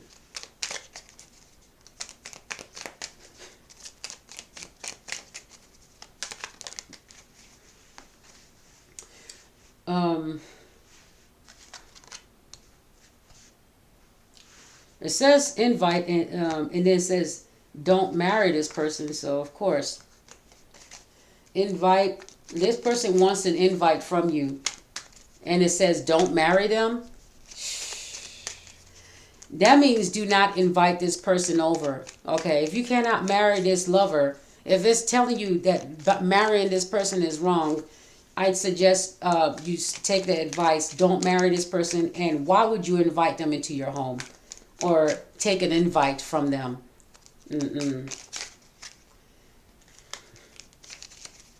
Yeah. Yeah. Okay.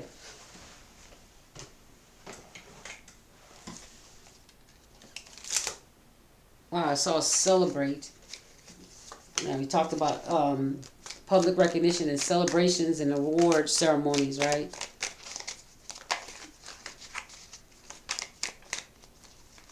Some of these cards are okay. Oh, the word lover.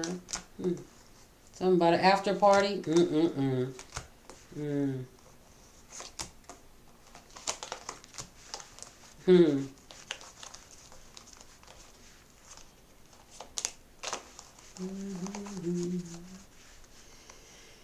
Oh goodness, some of these cards.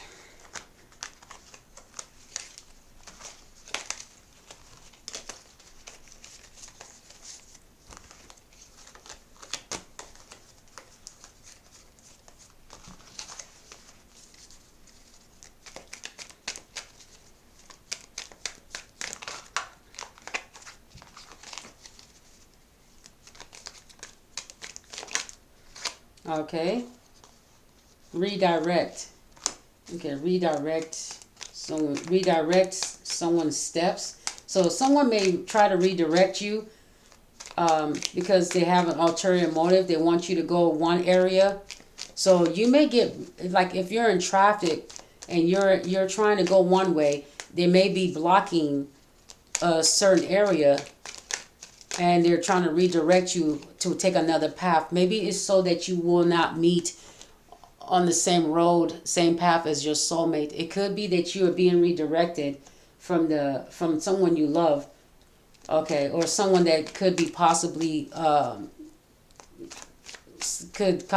be attracted to you. So your road trips may be redirected by traffic. If you are someone that if someone really wants to make sure you do not have a partner or someone to date, they may have a group that are assigned to redirect your path so that you do not align or meet on the same path as this lover. Or it could be that the person that you used to, something about sitting down, something about, maybe it's the person you used to date, maybe they wanted your path redirected, okay, so you won't see what they're doing. It could be that somebody wants to no longer date someone, so they're having a team of people or their friends or family members hold up traffic, hold up the line, something like that. I'm seeing you're being redirected to keep you from being on the same path as a loved one, a family member, a friend, or a lover, or potential lover, or ex-lover. Okay, they're redirecting your path so you won't be on the same path. Whenever, let's say this person is going to the store and you were going to take the same, you just happen to need to go somewhere else that was near that store.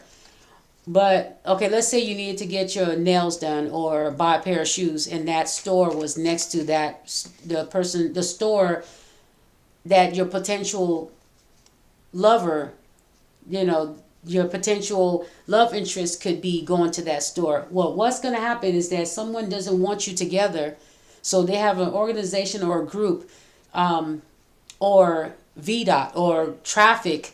People on traffic, work with these groups as well, and they call them and tell them, hey, we need you to stop traffic. We need you to do this. We need you to do that because we're trying to redirect this person's path. We don't want them to meet this person. They just left the house and they're going to the store. This person is planning to go to the store near them. We need you to redirect them. So they will have people in traffic, and they have you will know. They have certain people in traffic to redirect your steps. And like I said, I've already been through all this. I've already seen people do this, so this is why I'm saying it. This is not stuff I'm just saying. I've actually seen these things happen in real life. Okay? So I know that I'm being told to say this because maybe you will recognize it as well. Or maybe you will know that this is happening to others. It might happen to you. Don't be afraid of it. That's why I'm speaking about it. I've seen it happen. I've seen this stuff happen, and it's happened to not just me. It has to be happening to more people than me. I'm still single. I'm independent and still single, but most of the time I'm by myself and with my child.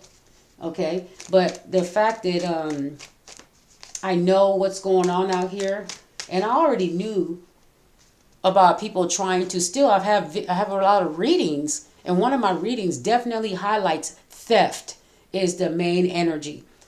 It's still coming up as the main energy. That's the karmic collective energy. That is not good people energy. That's karmic. All these people are karmic energies. Okay, we're reading for the karmics today. And you just happen to be in here as somebody that's independent and they want to take that from you. Okay. Giving up on someone. So someone's about to give up on someone. This is redirecting.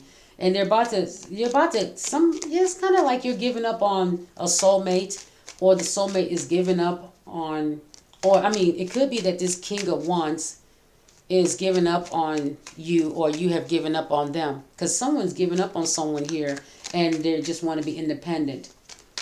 You see, it's the same color. The green is the same color as the coins here. The number 1 says giving up on someone. So They feel like you've given up on them, or they're just going to give up on this because you're not letting it happen.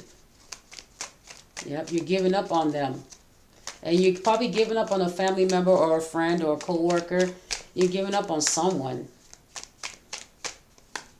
Or it could be somebody else giving up on something else, whatever it is here. They're giving up on someone, or you're giving up on someone. Whew, we always got to address every area, at least every area of the story. Okay, anything else coming out for this King of Wands energy? A visual person. Okay, that's number 2. I almost read that out loud, but I didn't see it come out. But it says somebody's a visual person, and it could be you, could be them. If you're a visual person, you're in that hermit, you've got to see it for yourself, and you're seeing it. Something about light. Something about your lights, or your car lights, or your house lights. Something about light, or it could be light hair, light skin. I don't know what that's about. This is, oh no, about something. Comfortable and laid back. Content creator. Wow. Content creator. And comfort and laid back. Okay, see that you look like you're comfortable and you're laid back. Oh wow. Okay, so somebody may be playing with your lights, okay? Because if you're a content creator, you might be at home doing content, and you look laid back and you're independent. This is what they don't like. Somebody doesn't like that. And you may have certain people controlling your lights from outside your home. If you're a content creator, you're laid back, you're just chilling. Okay. So light skin. It could be your light. Or eat light. Visual person. So you may have a love interest that may be coming in. They're a visual person. It says eat light. Okay, or you might start eating light. Maybe you're trying to lose weight. A love interest is very visual.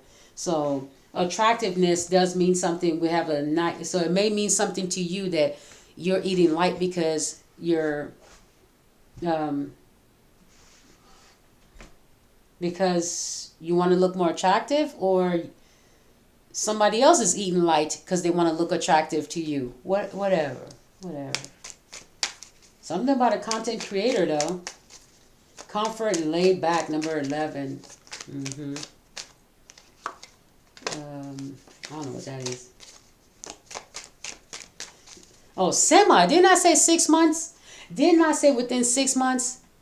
Didn't I say semi? S-E-M-I, right? Semi. That means 6 months. I know annual. It's like semester, right? Isn't semester every 3 months? Semi.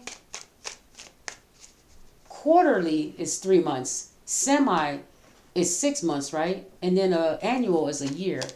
I have to look. I know quarterly is 3 months. Yeah.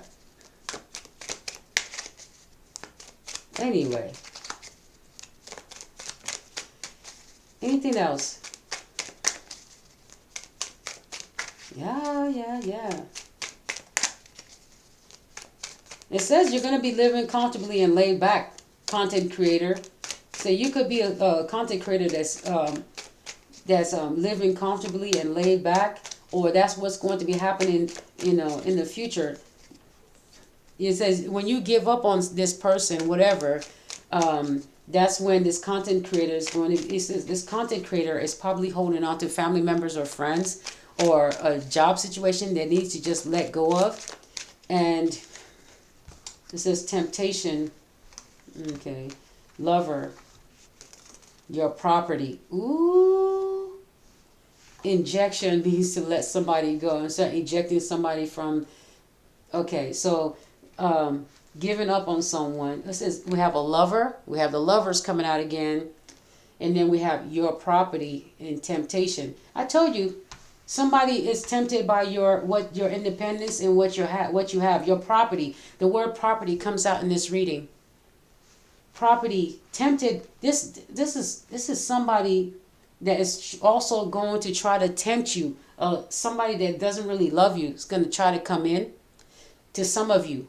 Some of you are fully awakened that you're not going to allow this to happen, because that their purpose is to come and steal, kill, and destroy. Take what you have, so that they can. Somebody has told them that, hey, if you can take it, that's your independence. You can have it. You can have some of it, or you can have all of it if you can take it. This is what someone needs: a lover to go into someone's property, your property. Even your ex-lover wants to go and come into your property. Your ex-lover, you probably won't even let them into your property on your own free will. Okay. There's a lover that you may have fell for, or temptation with the King of Wands energy. It says surrounding this lover, there's temptation to be with them again, sexually, obviously, because it's the King of Wands energy. This is business and pleasure. Okay. This is something about your property and a lover wanting to either get into your property or live with you on your property. But this is somebody that's also sleeping with somebody else. Okay, this is somebody that just wants to, it says they're just a lover. They just want to making love in your property is one of the fetishes that they're wanting or having at this time. Some ex of yours, they want to make love to you on your property with the temptation card here, and you're not having it. Looks like, whether it's your property, whether you own it, or you're renting, or you're leasing, or But if you are mortgaging, I'm mortgaging my house, and I will not let any lover from the past in my home. And I won't let anybody call themselves a lover of mine and be in my home. No, we're not doing that. You're not a husband, and you're definitely not going to be a husband living downtown in my house. I'm not doing it. I'd rather be independent and single than live in a house that I could live in something bigger and better, okay? But it's too small for me and my daughter to include a whole man. No. And a whole man should not be coming up living in a woman's house, and the woman's house that's my opinion. I'm 46. I'm too grown to be trying to let some man come live in my home. No, no, no, no. No making love, no sex, no nothing in my house with me. Never. No. I bought my house in 2022 of March, and I have never, ever, ever, ever, ever, never had sex in this house. Never, ever, ever had sex with a man or anybody else, because I'm not the other way. But I've never had sex in this house. So, and I don't plan on doing it. If you're not my husband, you're not coming up in here. And if you were my husband, you're not coming up in here either, because why are you settling for less? You should be having us live better, not downtown, and live better. By myself, I can afford downtown. By myself. With my income, with my fixed income, I can afford to live downtown. But I don't want to be with a man that makes less than me, trying to live under me, because that doesn't make me feel like I would feel like I would still be the head of the house. And I don't want that. I need a man to stay in a man's place. A man's place.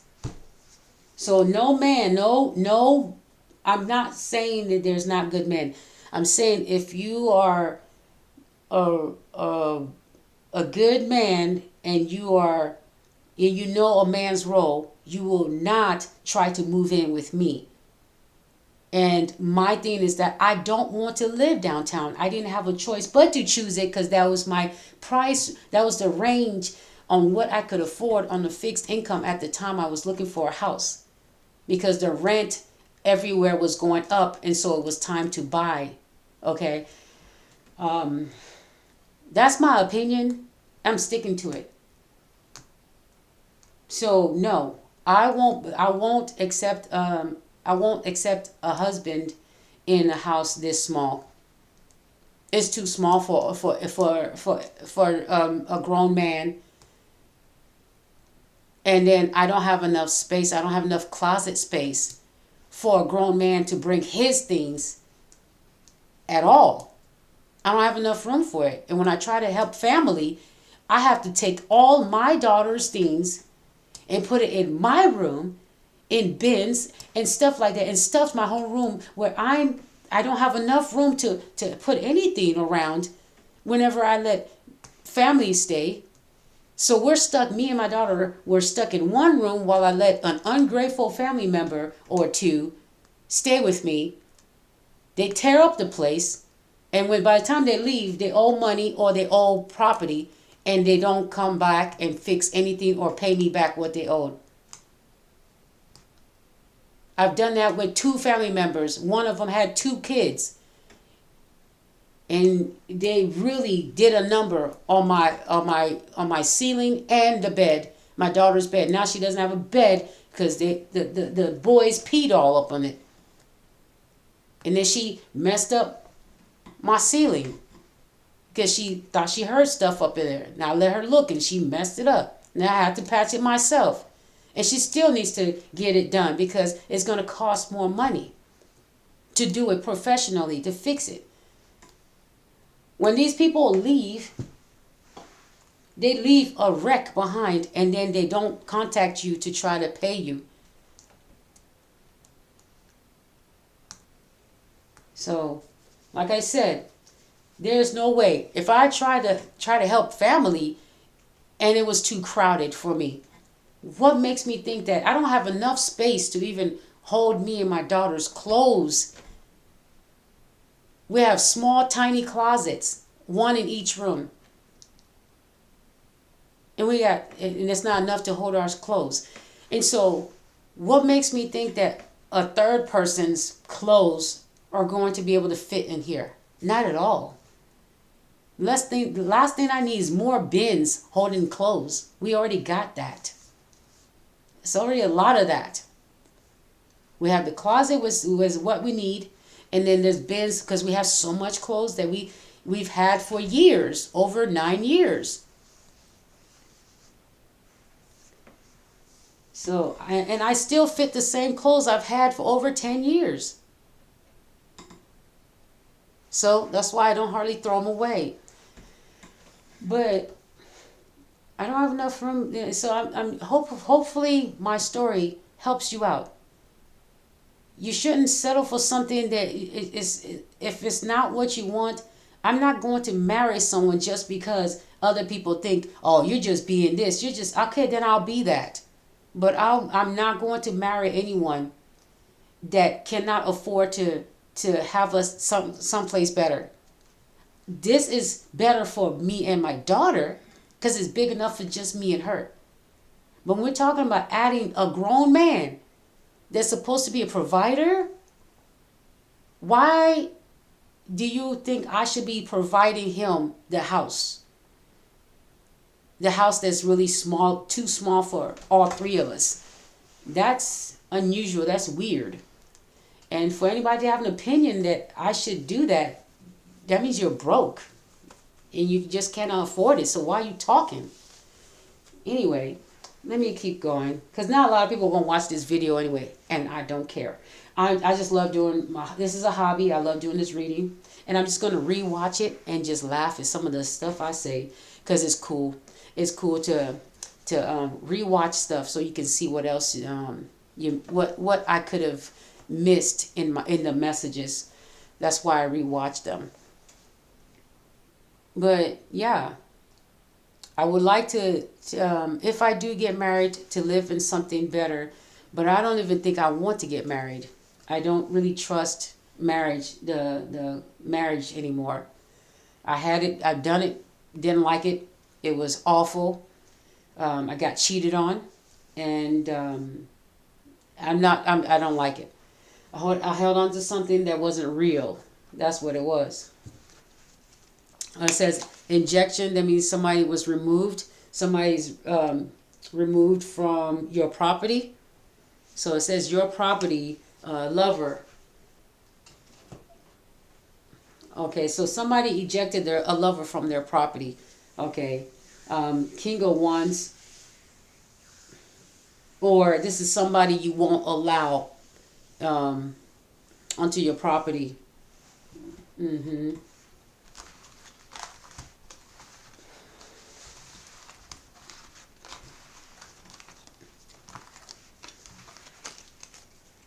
Oh, and this person wants you to be ejected from your property. They want you to lose your property. These thieves, they're coming in to your neighborhood, to your city. Could be family, friends, or strangers, or other people from other countries. They want you to lose your property. Some people are getting ejected from their property, their mortgages. I mean, from their houses, their apartments, their condos, their yachts, whatever. People are being or losing their food stand, whatever it is. I've heard so much on social media. Ejection, your property. These people want you to be ejected from your property, but it's almost like the injection as well, where people got shots or whatever. Want you to be injected so you get sick, and then they take over your property. Or it's kind of like the weather thing, where they had that big old storm and a lot of thousands of people passed away in those hurricane cities, those cities that they had the horrible hurricane lately. All those people passed away. It's kind of like they injected the weather, or it says injected. Something was injected so that people would lose their property. Inject you with something to lose to gain your property, to steal your property.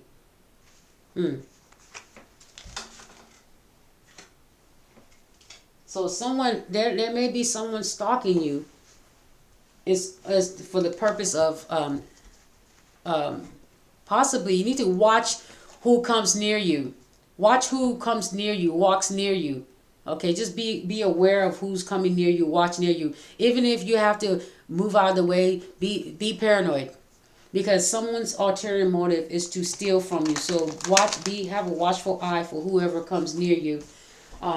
Don't be afraid. Afraid and paranoia are two different things. Afraid of what? Afraid of a thief, somebody that won't go out and get it on their own, but they want to take yours. Afraid of a thief? I don't think so. Somebody feels rejected because you're giving up on them. They feel rejected.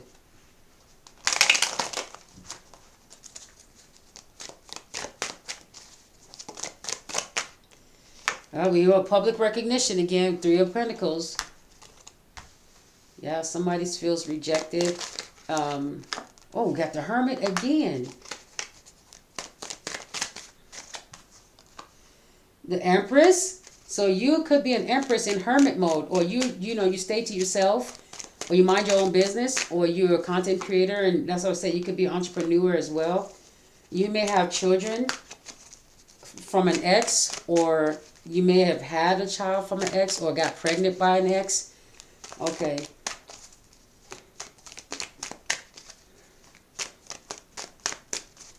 Somebody, so you're looking at something, somebody's publicly recognizing you. So if you're a mom, somebody might want to give you your flowers, or celebrate you. Okay. Or somebody's just appreciating you. Okay.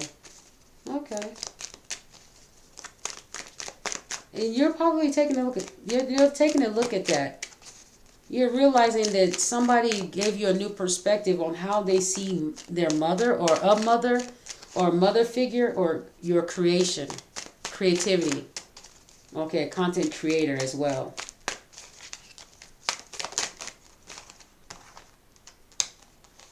Okay. Also, shining a light on a wedding, a relationship, or marriage, or a ceremony, or award.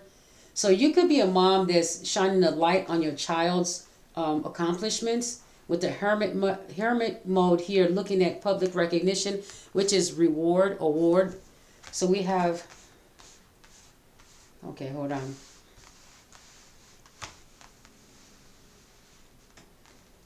So we have the Virgo energy with the Empress, the Mother card, the Creator card, the Creation. And then we have tradition.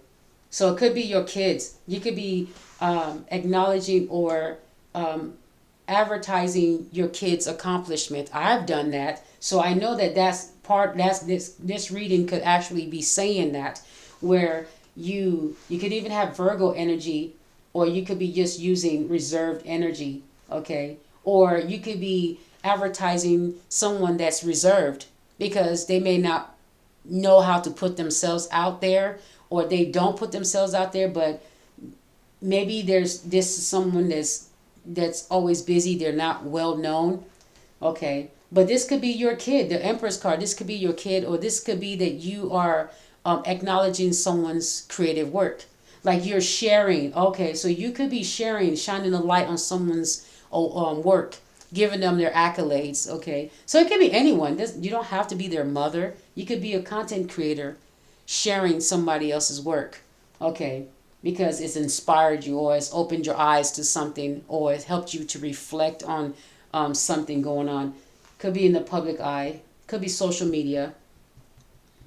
Okay, this person may even speak about something that's traditional or religious.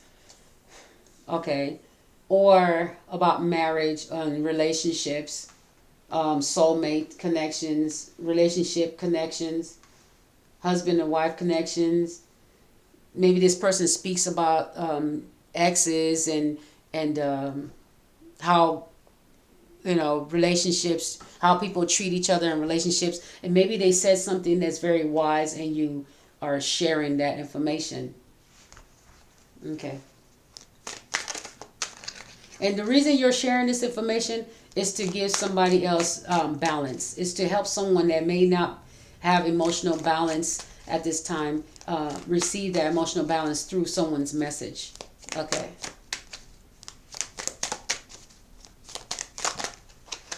Okay. So someone's moving. We talked about moved. So someone moved away. And it could be that you were also publicly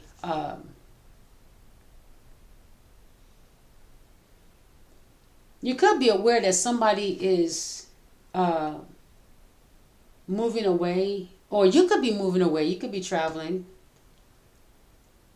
Soulmate, family member could be traveling. You could be traveling. Like I said, you could be traveling, or a soulmate or family member could be traveling. This is a card of tradition.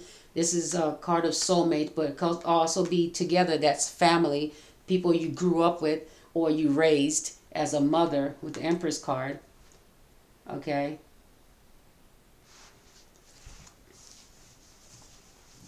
Also says you keep to yourself, but you're a creative person, because the Empress comes out as creative.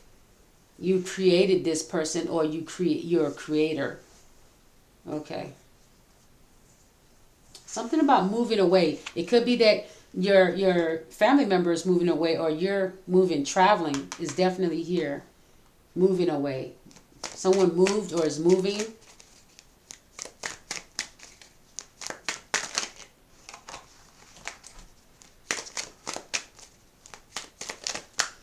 There may be we're shining a light on possible marriage, or possible union, public recognition of a union. So there may be an announcement of a wedding in the future, with the person giving this person flower. We have someone taller giving a smaller person flower. It could be a husband and wife situation. And we have the card of tradition. So it could be a marriage, and it could be a celebration of a baby, okay, or marriage, okay. Somebody made somebody going into a relationship, maybe after they move or when they move or before they move. Someone's definitely moving with the Six of Swords, okay, moving somewhere. Could be calmer waters or something new or a new destination, relocation. What's after the Six of Swords? All right.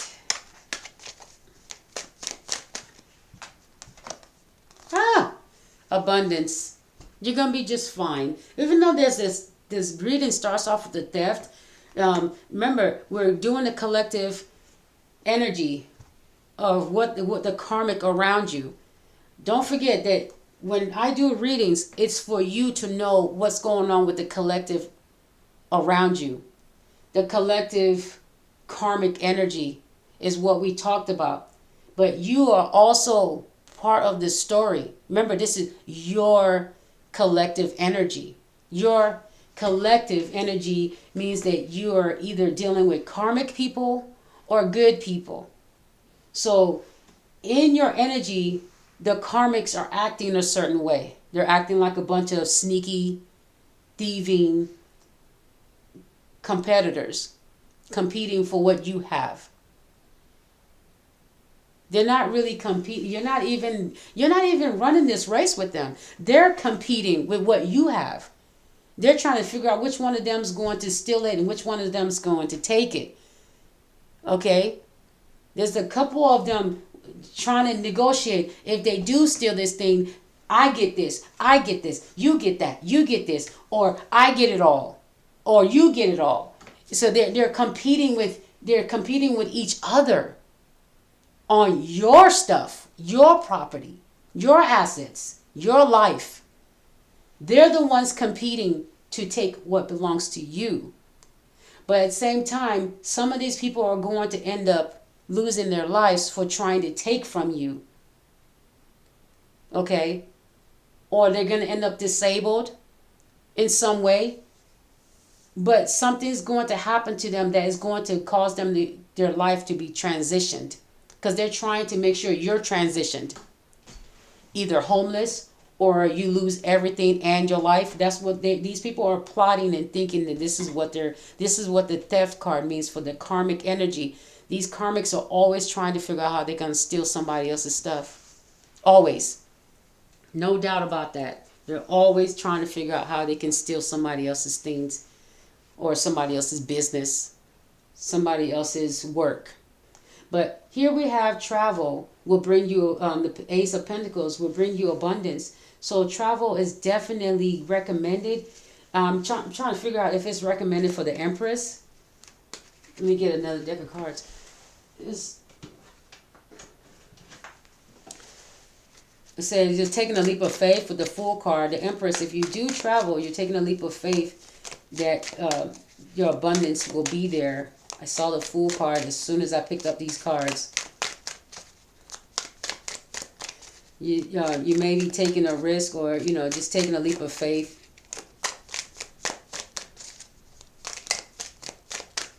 Okay, so Empress, is there a move for the Empress? Is the Empress the one moving or is this somebody else?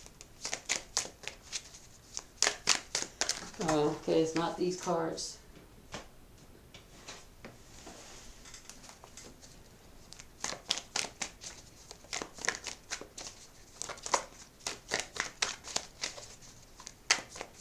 Is this somebody else or the Empress? Ugh. Too many.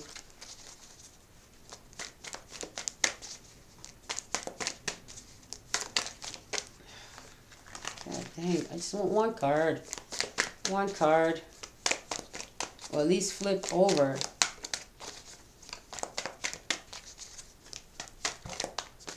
Oh my goodness. That's a lot of cards just upside down. This is not the right deck. 4 cards just flipped over upside down for no reason. Okay.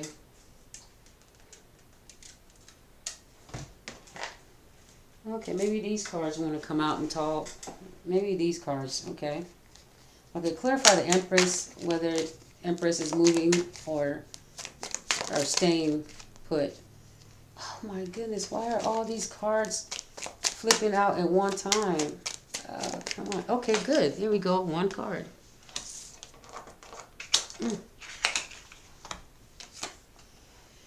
Seven of Wands. Protect yourself or defend yourself. Defensive energy.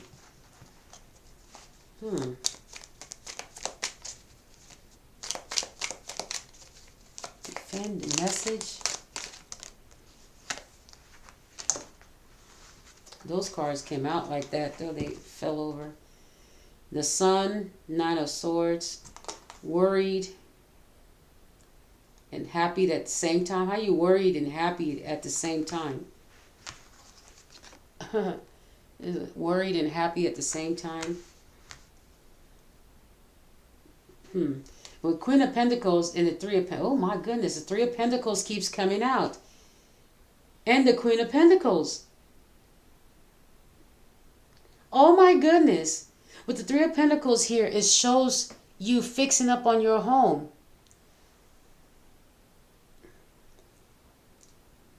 The Queen of Pentacles, it shows you manifesting your money in, and it shows you fixing up on your home. You're fixing up on your home. You're fixing up on your, if you're fixing up on your home, it could be, it doesn't have to be a mortgage. I don't know what kind of home. Or you're fixing on a home. Maybe renovating, or, because now you're at a Queen of Pentacles. We had abundance here, Queen of Pentacles.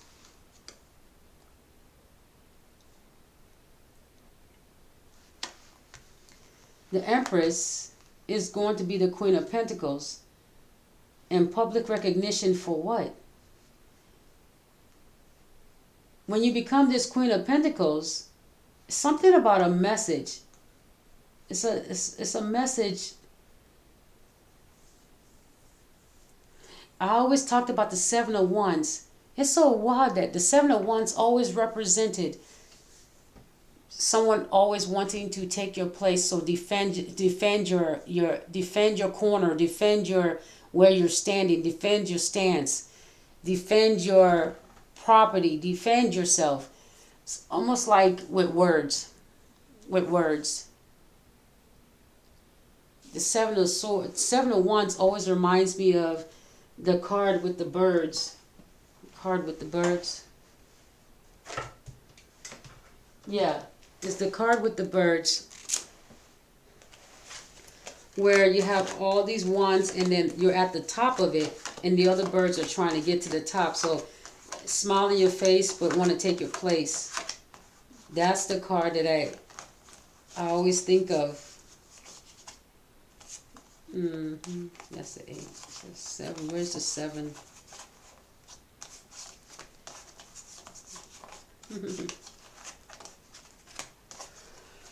Let me find it so you can see what I'm talking about.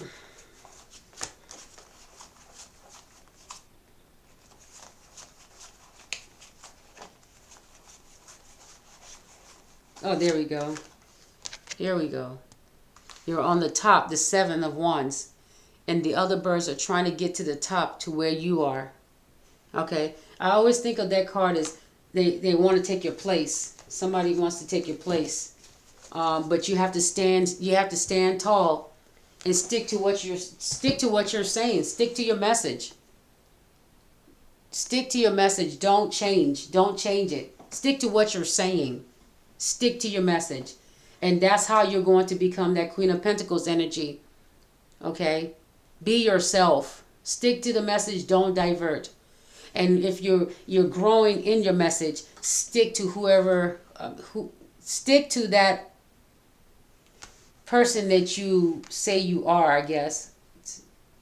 Stick to the message, right? It's your message that's going to get publicly recognized, Empress. something you say, but it's a defensive message. It's a message to defend yourself.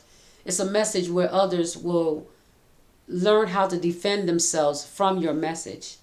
Okay? Or you may have to defend yourself, like speak up for yourself and use defensive energy. I know one person that uses, she's amazing at using defensive energy, and that's Love Jones, the Love Jones show. She's very good at it. The Seven of Wands is the perfect energy for this, for that Empress. She's an Empress energy. The Seven of Wands, she uses her Empress energy very well, her feminine energy. So the Seven of Wands, I just thought about her. It was just now when I thought about her, her how she acts. She uses that Seven of Wands. She sticks to the message, and you come in there talking stupid. She's going to say what she needs to say, and she's going to use defensive, the same energy you bring at her. You bring your message to her. She's still going to stick to that wand. That message, that wand is given her. She's using that same energy. Okay, and see how it's red is getting hotter? Is because when you keep trying to say things to knock her off her pedestal, it's going to ignite her passion to give it right back to you, your energy. You're literally turning on her wand. Every time you say something, it's like you're how do you call it? You're making the wand a little brighter, because you're teaching her how, you're not really teaching her. You're teaching her how to treat you. But she already knows how to treat you. She's just, as she's going, she's learning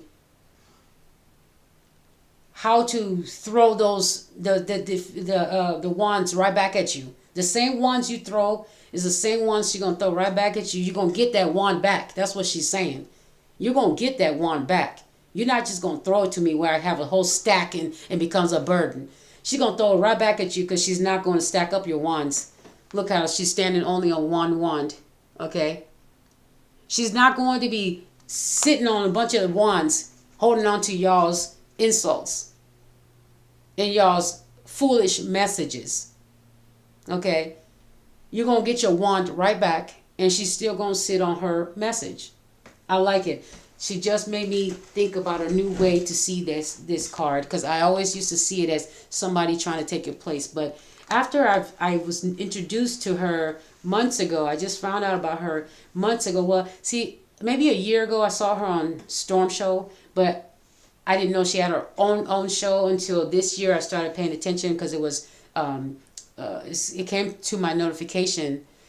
But as I'm watching her once in a while, I see that this is her energy. As of today, I just noticed. During this reading is when I noticed what energy she's using. She's using the Seven of Wands energy. And the Empress shows that she is in her feminine energy. She's not afraid to be a woman. She's not afraid to show that she's a woman. And she's not afraid to talk like a woman and think like a woman. So she is definitely using the Empress energy to its the fullest and the best. Even if it looks a certain way to everybody, it's almost like telling a female cat to go put on more fur. Okay, if the world was perfect, everyone would be naked. Okay, that's all I'm saying. So, whatever. So it just debunks all of the messages that they put out anyway, of all the things they say. But anyway, let me go ahead and get out this video, because I think I'm done with it. So I'm done with it, or a little bit. What did I not clarify? I talked about the Nine of Swords and the Sun card, right?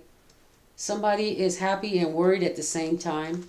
You may be happy for your family moving, but you're also kind of concerned, and it maybe worries you at the same time. Or maybe you are moving and you're happy about it, but it's kind of stressing you out, because you got to do a lot of rearranging and relocating things, and researching where you're going to move to, and whatever it is. So you're happy, but it's also a stressful time. That's what's going on in this situation. But you do have karmic energy somewhere around you. Somewhere around you. Could be your neighborhood, could be your partner, could be your family member, could be a friend, a co-worker, your business itself. Could be, you could be working with karmic people. But whatever this is a collective karmic energy that's around you. You're in here as the Nine of Pentacles. You're independent. And so, yeah, okay. So this reading is definitely, oh man, hold on.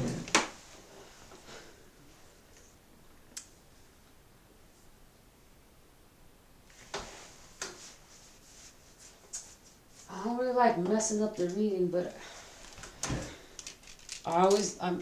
since I'm doing a really like hard pull reading, I'm thinking I should add these white cards. Since I'm doing a hard pull reading, I hardly do these because they're too intense, you know. Is there anything in this deck?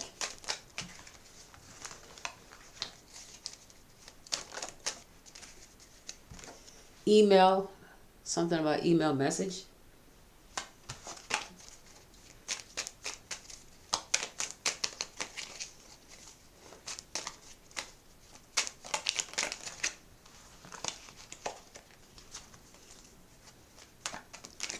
Something about some type of situation, but no, I don't think I need to talk about that. I'm good. Okay.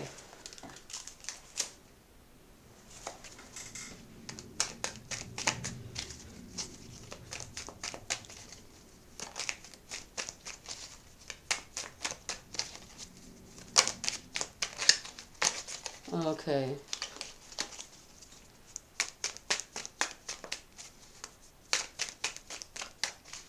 Any cards from this deck that needs to speak to the reading?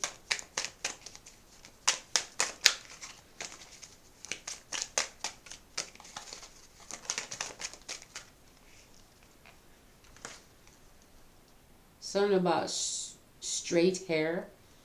I don't know. Something about straight hair. Email, straight hair.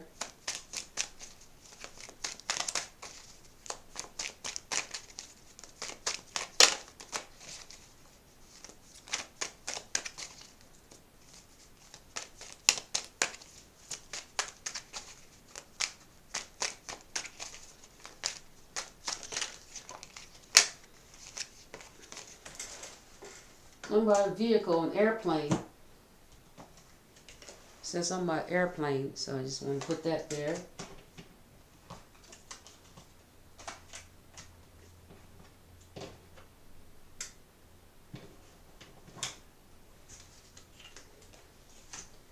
Let's see, neighbor works for the law, or is in the law or employed by law. So something about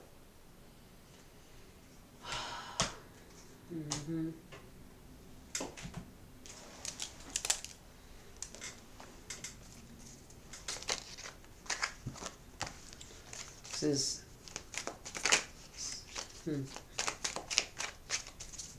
something about a fake invite. Didn't I tell you don't take the invite? I said that in the beginning of the video, around the beginning. Don't take the invite.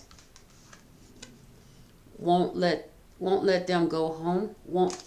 Yeah, see, if you go to an invite, they won't let you go home. Don't go to the invite. This person won't let you go home, and it could be somebody that's trying to kidnap someone. This is possibly a lover, a fake invite, being invited, and then they won't let that person go home, and they're probably planning to do something really horrific if they're not letting you go home. So it says don't take, it's a fake invite. And I did in the beginning say invite, and it says don't marry. So yeah, don't accept a fake invite. Oh goodness. Sleeping with the enemy. I said something about lovers. Sleeping with the enemy. And some of you, with the Three of Swords here and the lovers, some of you are sleeping with the enemy. Or in the same house with somebody that don't like you, your competitor. Then you may, it doesn't matter who it is. It could be family member or a friend you invite to come to your house, or they invite you, but it says that you're either making love to the enemy or you're sleeping in the same house as their enemy. Yeah, I told you. This is your rival.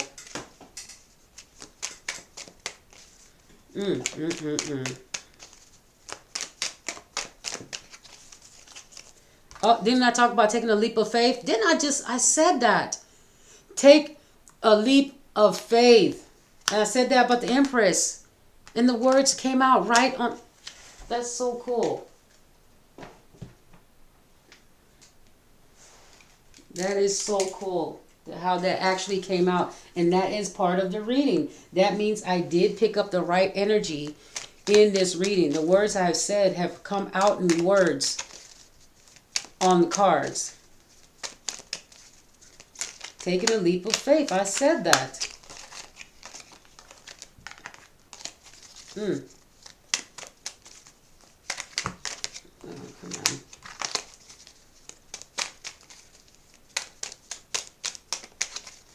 All right. Anything else?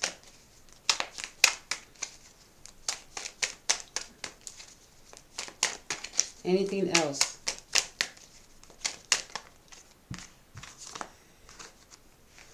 Something moving into your neighborhood. Here we are talking about neighborhood. A thief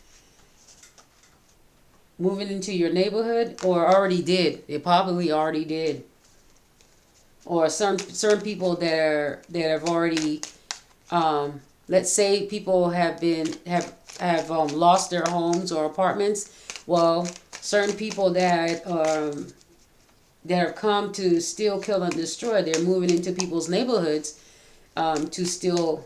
I mean, kind of like the banks as well are helping these people steal people's property or run the interest high so that people can lose their property, and then these so-called other people can just move right in. Okay, moving into your neighborhood again. And then we have integrity. Didn't I do a card? I just did a video of integrity this week. Well, last week. I think it was the Pisces or Leo. I can't remember which one it was. Yeah. But anyway. Wow. So these people, certain people are moving into your neighborhoods, and the universe is considering them thieves because they're receiving money. Evil. I just saw the word evil. They're receiving money and benefits that are supposed to go to certain other people. You're losing your benefits, and then they're getting it. That's thief. That's the government stealing from you and giving it to somebody else, and then other people knowing that it should have been yours. It's also a trickle-down effect of thieves. Okay, so I'm just saying it's still a form of stealing when just because the government is saying it's okay and it allows it and takes it from the taxpayers, it doesn't mean it absorbs, the people that are receiving it are off the hook for stealing, because the government is taking it away from the people that it belongs to and giving it to somebody else. They're contributing to that government stealing because it's already stolen. It's stolen money, stolen property. I said the word stolen, and look what a confirmation I got. Look at this. The word stolen is right in my hand. As I'm talking, I look down and the word stolen is right there. Stolen passport as well. Stealing citizens, oh my goodness, stealing people's passports so they can go back and forth. That means that's identity theft. I told you identity theft is in this energy, this karmic energy. Oh my gosh.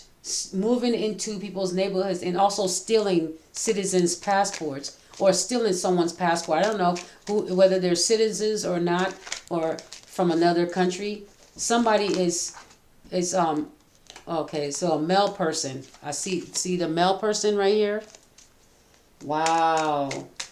So if you have your passport coming in the mail and it's missing, my goodness, you've got to be careful. And we have Taurus energy. I don't know what that's about. It just gave a sign. Be aware. Be careful of your passport. Some thieves are going to be moving into your neighborhood, a neighborhood near you or your neighborhood. I think they announced that on the internet, social media. These certain thieves are moving into your neighborhood, causing drama, causing violence and stuff. And they may already be in there. It just doesn't look the way it does on social media, like they're advertising it. Oh, I see jail. Some of them going to go, ooh, jail again. Enemy, jail. Wow. Enemy in jail. Okay. Oh, there's spying. Okay. All right, so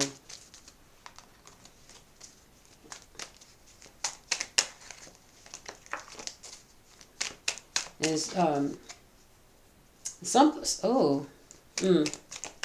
I'll leave that alone. Okay, it's for money. It says some people are doing some things for money.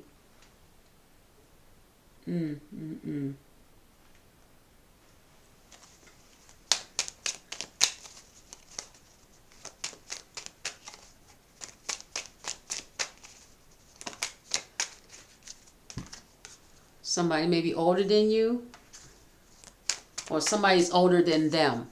Okay, whoever.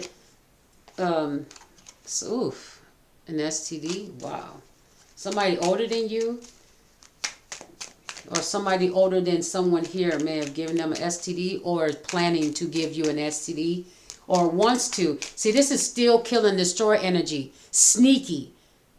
Hoping that if they give you a disease that you will die. So somebody is also coming in. Injection. Oh my God. Injection. Ooh, what's this? What is this? Somebody's getting the STD and a neighbor directly in front of you. I don't know about that. Whatever. It could be somebody older. But anyway, that's wild. So somebody could be, you could be dating someone at this time that could possibly have a disease, or someone, if you're single, somebody may be trying to come towards you or being sent towards you to give you a deadly disease. Okay, or you could be somewhere. Just be careful. That's what I'm saying. Who you walk with, what kind of shots you get from the doctors, and we saw the word injection earlier. Injection, meaning somebody's trying to inject you with some maybe STD, or oh my God, just keep seeing. There's the word evil.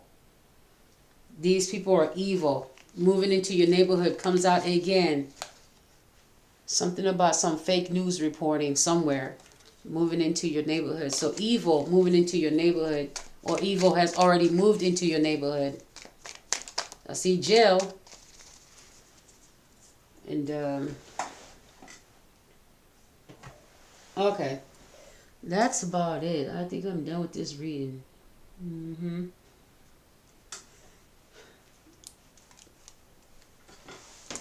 I'm always thinking I'm done with the reading. Then I see I have a little more time. Do I have anything else to add?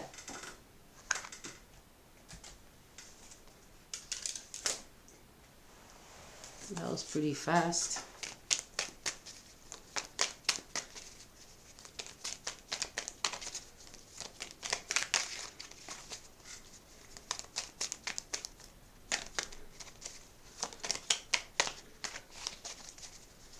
Okay.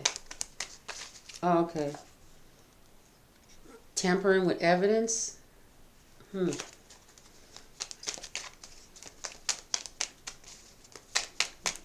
Remember, it's fake news reporting as well, so don't forget. Somebody's tampering with evidence so they can put out fake news about someone, about a possible theft or a death. Somebody doesn't want to return to a relationship, I guess.